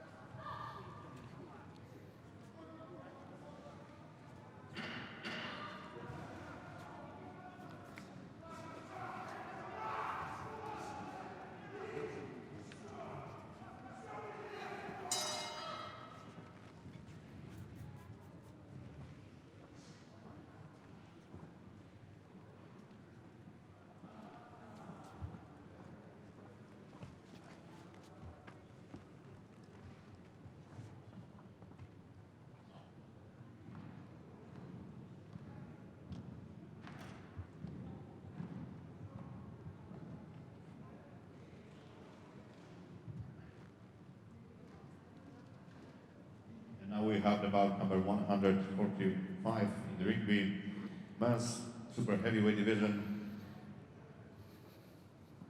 Please into the red corner from Kyrgyzstan, Erzan Tolkunbek Ulu. As you just heard announced there, making his way to the red corner, boxing for Kyrgyzstan, Erzan Tolkunbek Ulu. It's the penultimate fight of the session. And please his opponent into the blue corner from Turkey, Ahmet Senol. And emerging through the archway, heading for the blue corner from Turkey, Ahmet Senol.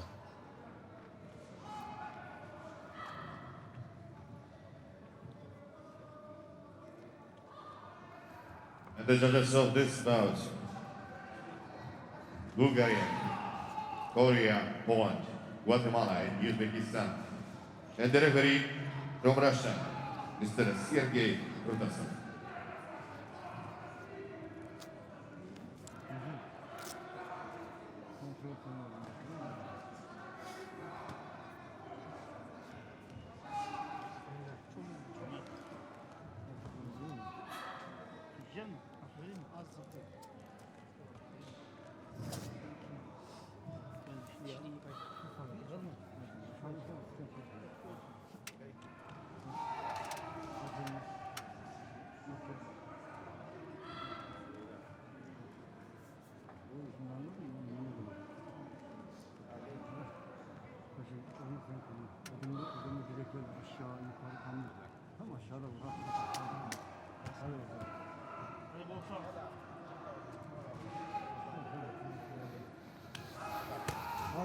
Tolkunbek Ulu of Kyrgyzstan boxing out of that red corner. Ahmet Senol of Turkey in the blue. Round one. So here we go into the start of the first round. They're scheduled for 3, of course. This in the super heavyweight division.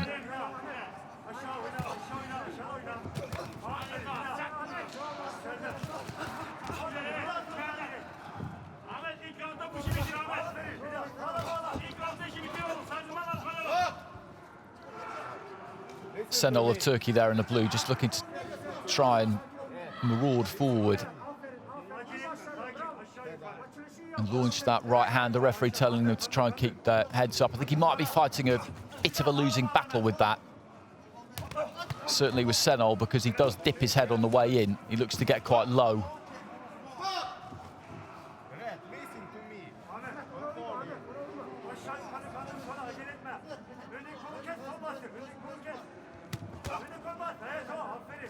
Tolkunbek Ulu looking for the jab. Senol just climbing onto the inside and trying to let his hands go. I don't think we're going to see a massive amount of jabbing from the man in blue. Leads off with a hook there, and again he does carry that head quite low. Throws that combination and then ends up on the shoulder of Tolkunbek Ulu. It's quite a difficult style to deal with. Ideally, you do really need a jab for it. Something to hit him with on the way in. As I keep saying over the course of the past few days, just to knock him off balance, make him reset and start again. Because if you can't stop him walking in on you, he won't necessarily land clean, but it'll just be very difficult to get any of your own work done. Or as he moves in, got to try and keep some kind of gap, take a step back and try and time him. There's a good left hand to the body there from Senol. That's a nice jab. I said we won't see him jab much, but the first time we do, he crunches one on the chin of Tolkunbekulu.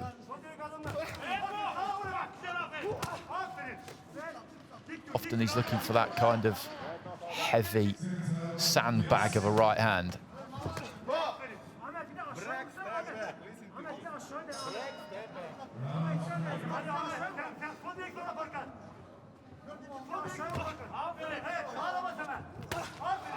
There it is again. Really put some effort into that. The referee saying that it's coming around the back of the head. It kind of is a little bit at times. Senol trying to move that head and then pops out the jab. It actually looks like he's got a decent jab.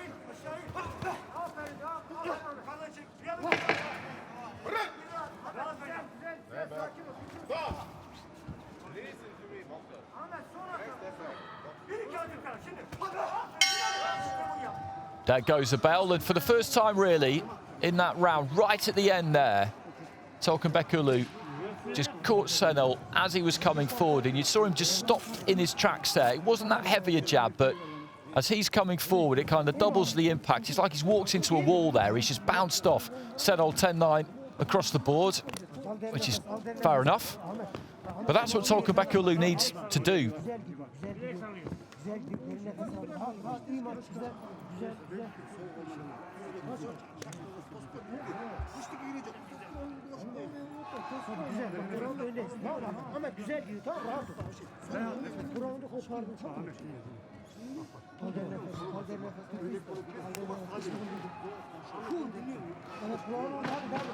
Seconds out, please.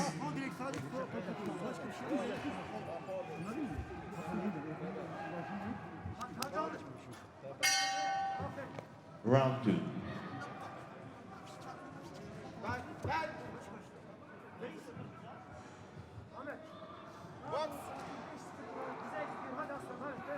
Start of the second round, Tolkunbekulu of Kyrgyzstan in the red. Ahmed Senol of Turkey in the blue. Senol took that opening round with all 5 judges. And again, the start of the second, looking to get onto the front foot. That was a nice left hand to the body. You saw him just dip, twist to his left, and then come over the top with the right hand.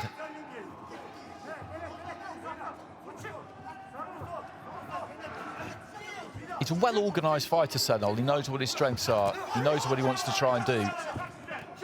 Step forward, then took a step out as Tolkunbekulu bought what I don't think actually was a feint. I think it was a genuine move, but it triggered a movement in Tolkunbekulu, who then tried to come forward himself, and Senol reacted to that.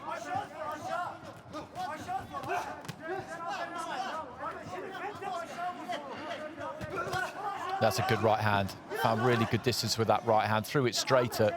I think he might have more success if he does throw that right hand straighter. Most of the time so far, he's looked to put real effort onto a big swinging wide overhand right, which, as the referee indicated in the first round, there it goes there, is actually quite hard to land as a really legitimate scoring shot, but he's landed it there. He has landed it there. He walked right onto that. Tolkunbekulu dumped onto his back. That was a heavy knockdown. The referee just wipes off the gloves. 1:15 remaining in round 2, and just as I'd said, he hadn't had much joy with that particular punch, and he might be better off throwing it straight. He absolutely nailed him with it. And he's taking a point for holding here, the referee. And this is turning into a torrid round for Ozan Tolkunbekulu, and he's there for the taking now. I don't think he's really recovered. The referee would have had a good look at him, but he was wide open there as Senol caught him with a couple of punches. He's just waiting to set that right hand up again here, Senol. Up until that point, he managed to keep that left glove up. Tolkunbekulu, he managed to protect himself, but that time he didn't, and he was caught quite tall, quite square.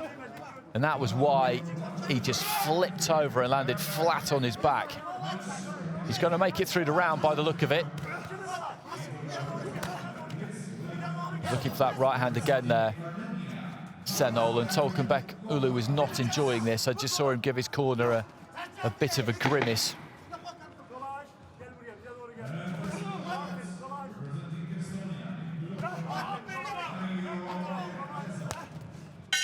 There goes the bell. Big round. Well, Senol, that knockdown won't necessarily mean that it would be a 10-8. I've been explaining that over the course of the last few days, but in the context of this round, I think it will be, because it was the kind of exclamation point on what was a dominant display during the course of the 3 minutes. And there you go, 10-8 for 4 judges, but not for Alexander Kamadov, and that's what I'm talking about. Just because he knocked him down, it doesn't necessarily mean that it will be 10-8.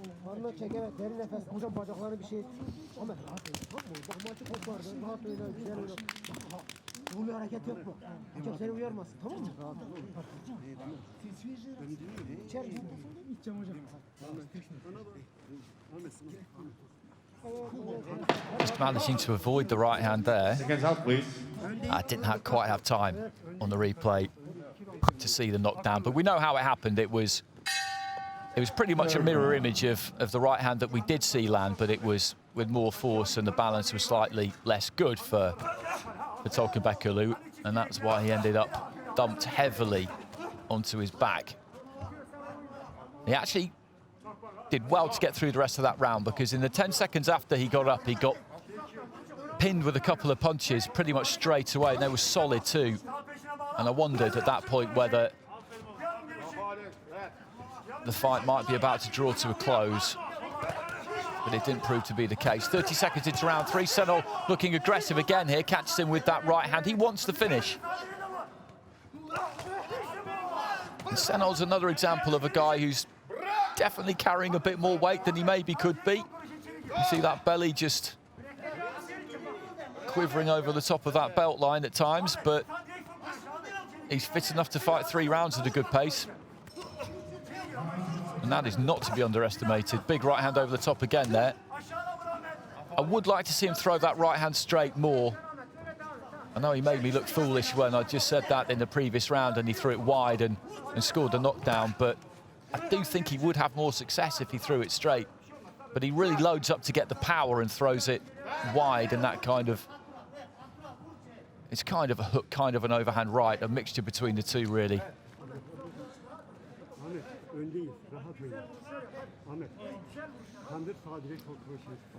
Kyrgyzstan corner just trying to keep him going, Tolkabekulu. They know that this is hard for him.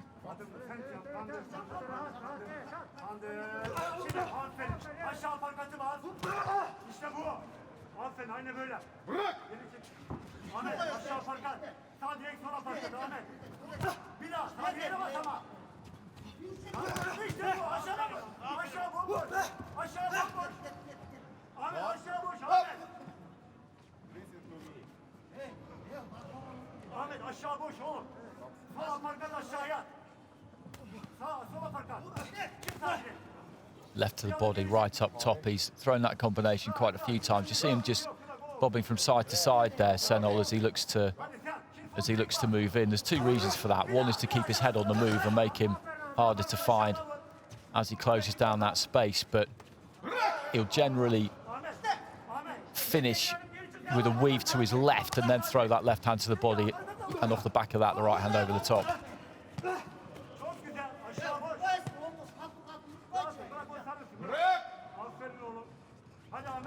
He just wants to get through here now, Tolkabekulu. This fight has gone. It had gone a long time ago.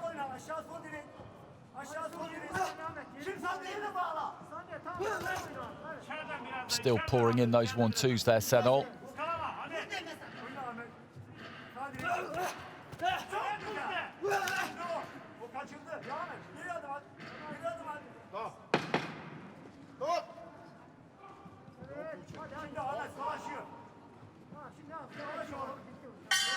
There goes the belt.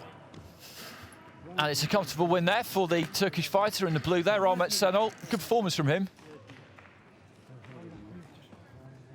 There's that jab. He doesn't throw that much, but it's decent when he does. He gets some good power on it.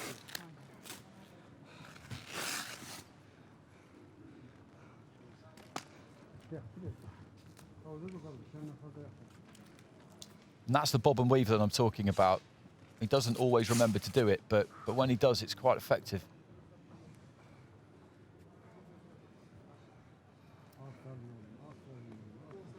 Ladies and gentlemen, the winner 5 points with unanimous decision. From the blue corner, Ahmed Senor Tarki. So Senor gets it, as we knew that he would. There's plenty of 10-8s in there. There was a point off as well for holding. That was in that second round. He got knocked down, and then not long after that, they had a point taken. At that stage, it was all over. It was all over. And a 10-8 in that final round from the Polish judge, and 10-8 in there for everybody actually, apart from Alexander Kamadov.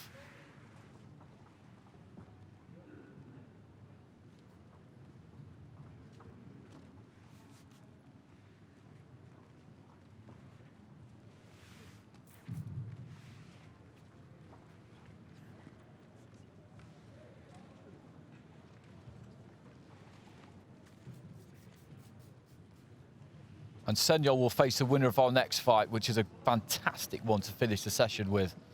Jahongir Zokirov of Uzbekistan, who we saw knock out Marlon Hurtado of Colombia in the second round in the first preliminary stage. He's the Asian junior champion, or was, and also finished second in the national elites. That's the seniors in Uzbekistan, and that takes some doing. He's up against Amanat Sabegali of Kazakhstan, And now, ladies and an gentlemen, Asian youth about champion. number 146 in the ring, where in the men's heavyweight division, please in the red corner from Uzbekistan, Jahongir Zakirov. So here comes Zokirov. We had a look at him the other day against Hurtado. Hurtado put up a pretty good effort in that fight, I thought. He was completely outgunned. And please to the blue corner, his opponent from Kazakhstan, Amanat Sabegali. And following him in, Amanat Sabegali of Kazakhstan. And nobody needs to tell these two nations the weight of The expectation judges of this bout, on them when you take part in an Jordan, Uzbekistan. Slovakia, Israel, and the referee from Turkey, Mr. Yasar Sinar. Kazakhstan showdown in the squared circle.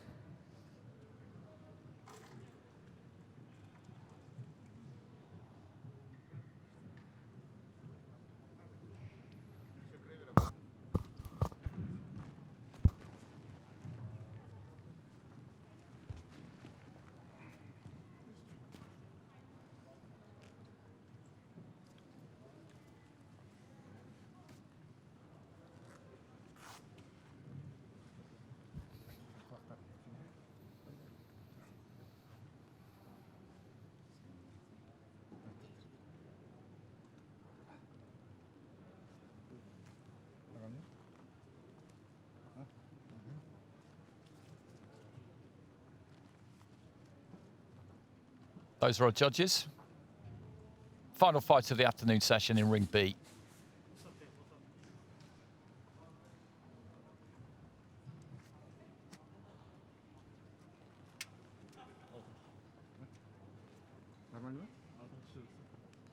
Taking a while to get that head guard fitted in a way that he's comfortable with. Very important that it is, not just for safety, for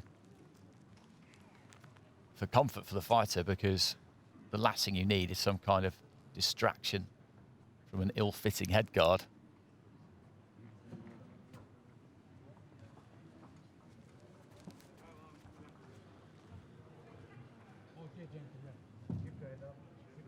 So a great way to finish this afternoon session in the super heavyweights. We've got Uzbekistan up against Kazakhstan. In the blue there of Uzbekistan, that's Jahongir Zokirov. And in the red, representing Kazakhstan, Amanat Sabegali.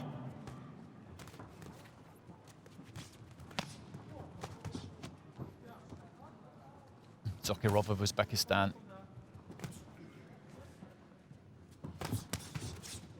Boxing out of the southpaw stance, Sabegali.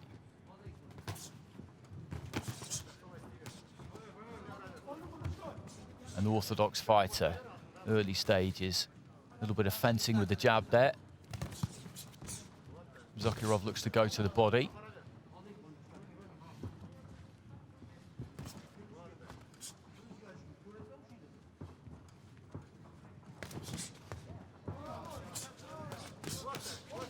Decent right hand that from Sabagali.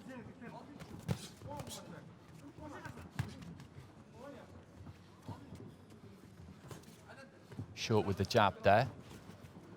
Sabagali's taking the centre of the ring for the most part.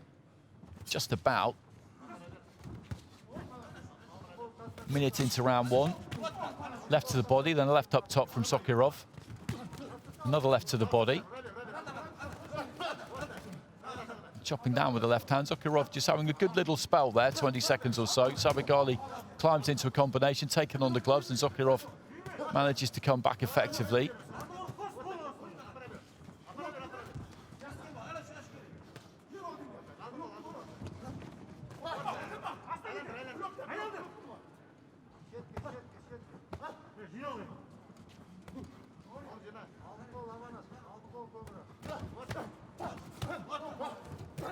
Decent left hand again there from Sokurov, who just picked his punches slightly better of the two.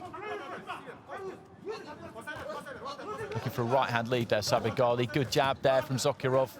That just crunched into the chin of the Kazakh as he came forward.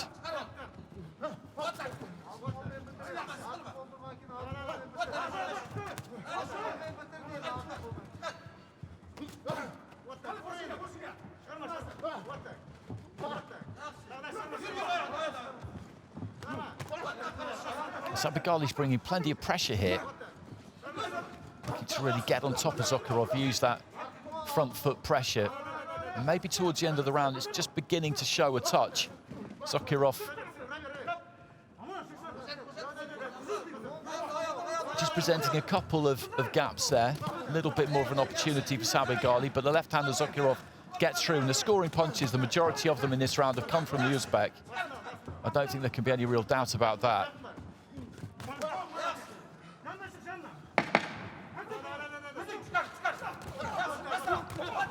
Good 1-2 again there from Sokurov. Right hand was round the back of the head from Sabagali.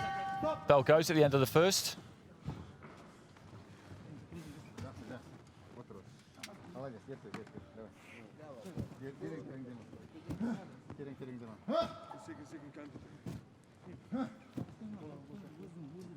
And Sokurov gets it 10-9 across the board. A touch of frustration, I think, in the corner there for Sabagali. He was trying to get things going, but it just didn't quite happen for him. He was looking to make things happen, but that proactivity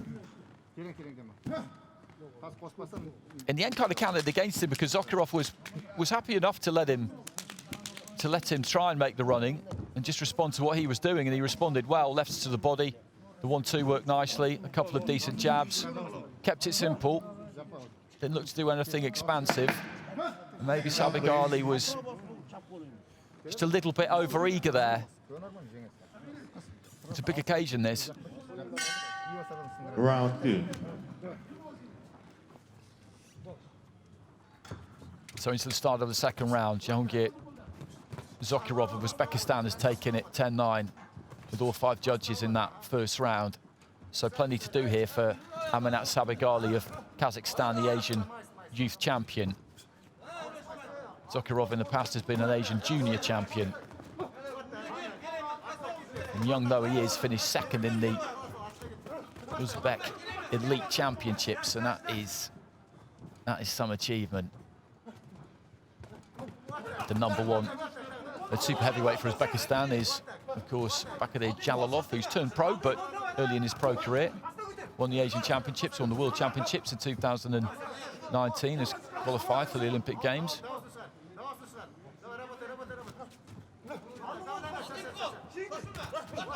Good jab there from Sabagali. He needs this second round now.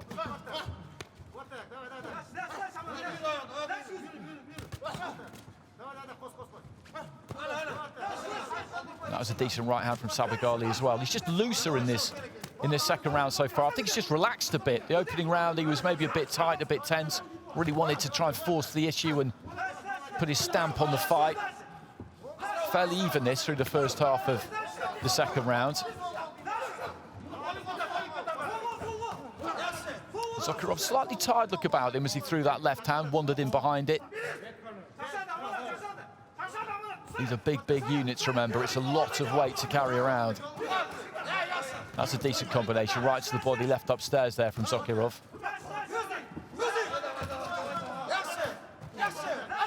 Zakirov just keeps pumping those hands out.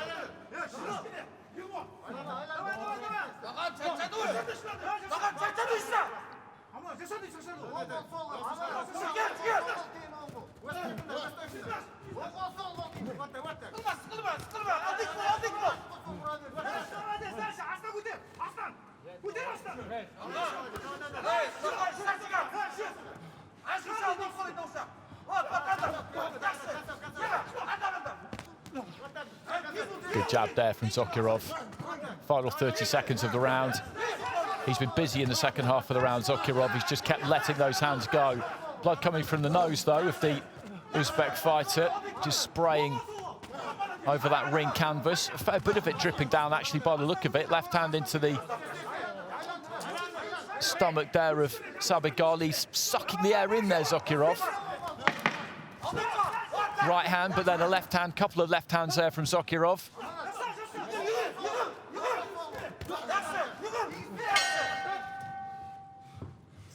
Scoring of that second round is going to be absolutely critical. Zakirov had a good finish to it. It was more even through the first half of the round than the opening round was, but he worked really, really hard towards the end there. Just kept working those hands, just kept throwing that 1-2. And it took it out of him there, you can see it. Well, split scoring, and he's got it with 3 judges, Zakirov, so he's in control now still. 2 points clear with 3 judges, level on the other 2 cards, so there's a lot to do here for Sabeghali. He's got to convert those 2 draws into a win, and he's got to turn around one of those 2018s as well, which will not be an easy thing to do. But that shift that Zakirov put in towards the end there, that's proved to be important. I don't know how much he'll have left for this third and final round, but in this kind of fight, when you're up against your closest rivals, you can usually dig deep and find what you need to find.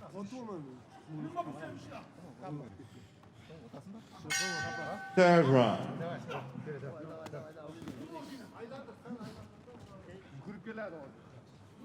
So into the start of the third here, and it's Jahongir Zakirov of Uzbekistan in the red, who has got his nose very much in front, leading by a couple of points on 3 cards.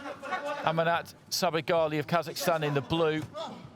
Well, he's got to convert 2 drawn cards into wins for him and then try and turn one of those other ones around, which is going to be difficult to do. And the big Uzbek southpaw there in red, just pumping out that 1-2. That's what he did towards the conclusion of the second round, which I felt got his nose in front, got him 3 scores in his favour in round 2. Up until that point, it was pretty even, it was pretty level, and Sabeghali really needed that second round. Zakirov, though, does look fairly spent, some blood coming from the end of the nose.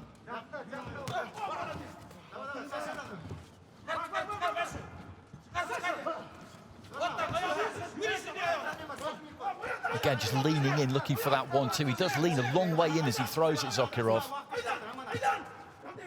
And Sabeghali trying to get hold of him on the inside.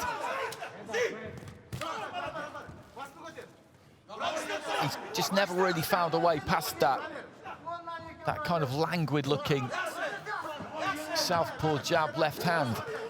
Sabeghali's really struggled to get inside it. And Zakirov has just thrown it again and again and again and again. And he turns around, he turns there, Zakirov, and he has a point taken away, and that's, well, it's a standing count, in fact. It's a standing count, which is better than having a point taken away. Originally, I saw the thumb there of the referee, and I thought it might have been a point for turning and showing his back. A point deduction would be damaging. Sabeghali, though, with the standing count, that doesn't necessarily mean that this will turn into a 10-8 for him, not by any stretch. You know the nature of AIBA scoring by now. I will continue to explain it over the next week or so, but I think you're with me on it. And Zakirov is absolutely dead on his feet. And Sabeghali's got to summon something up here, final 30 seconds, and just give it everything he's got, just put it on him as much as he possibly can. Zakirov he's struggling to stand up. Trying to move at the waist, trying to dip at the waist, and down he goes, just through absolute exhaustion more than anything else.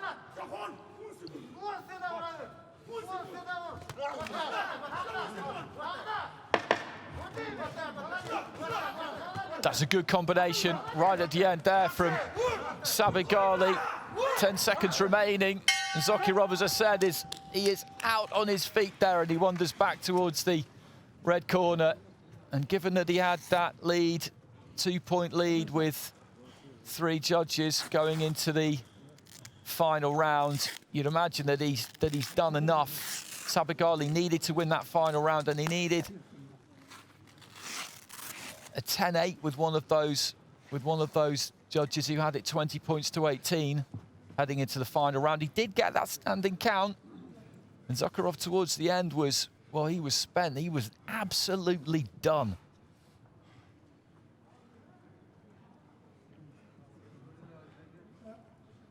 Ladies and gentlemen, in the bout number 146, in the ring being win on points by split decision. From the red corner, Yaktorin Zakirov, Uzbekistan. Zakirov gets it by split decision. As I said, that final round was a struggle for him. Sabigali scored the standing count, and Zakirov towards the end there, well, he was barely able to stand up. He was so exhausted, but he did enough in those first 2 rounds to get it. Sabigali got it 10-9s with 4 of the judges in that final round, and that converted maybe a couple of those scores his way, but it just wasn't quite enough for him in the end. It was a great battle, though, between Uzbekistan and Kazakhstan, as we suspected it would be. And Zakirov just got enough in the tank in those first 2 rounds. The final round was a hell of a struggle for him, but he managed to see it through, and what a fantastic way to finish the afternoon session here in Kielce on day 4.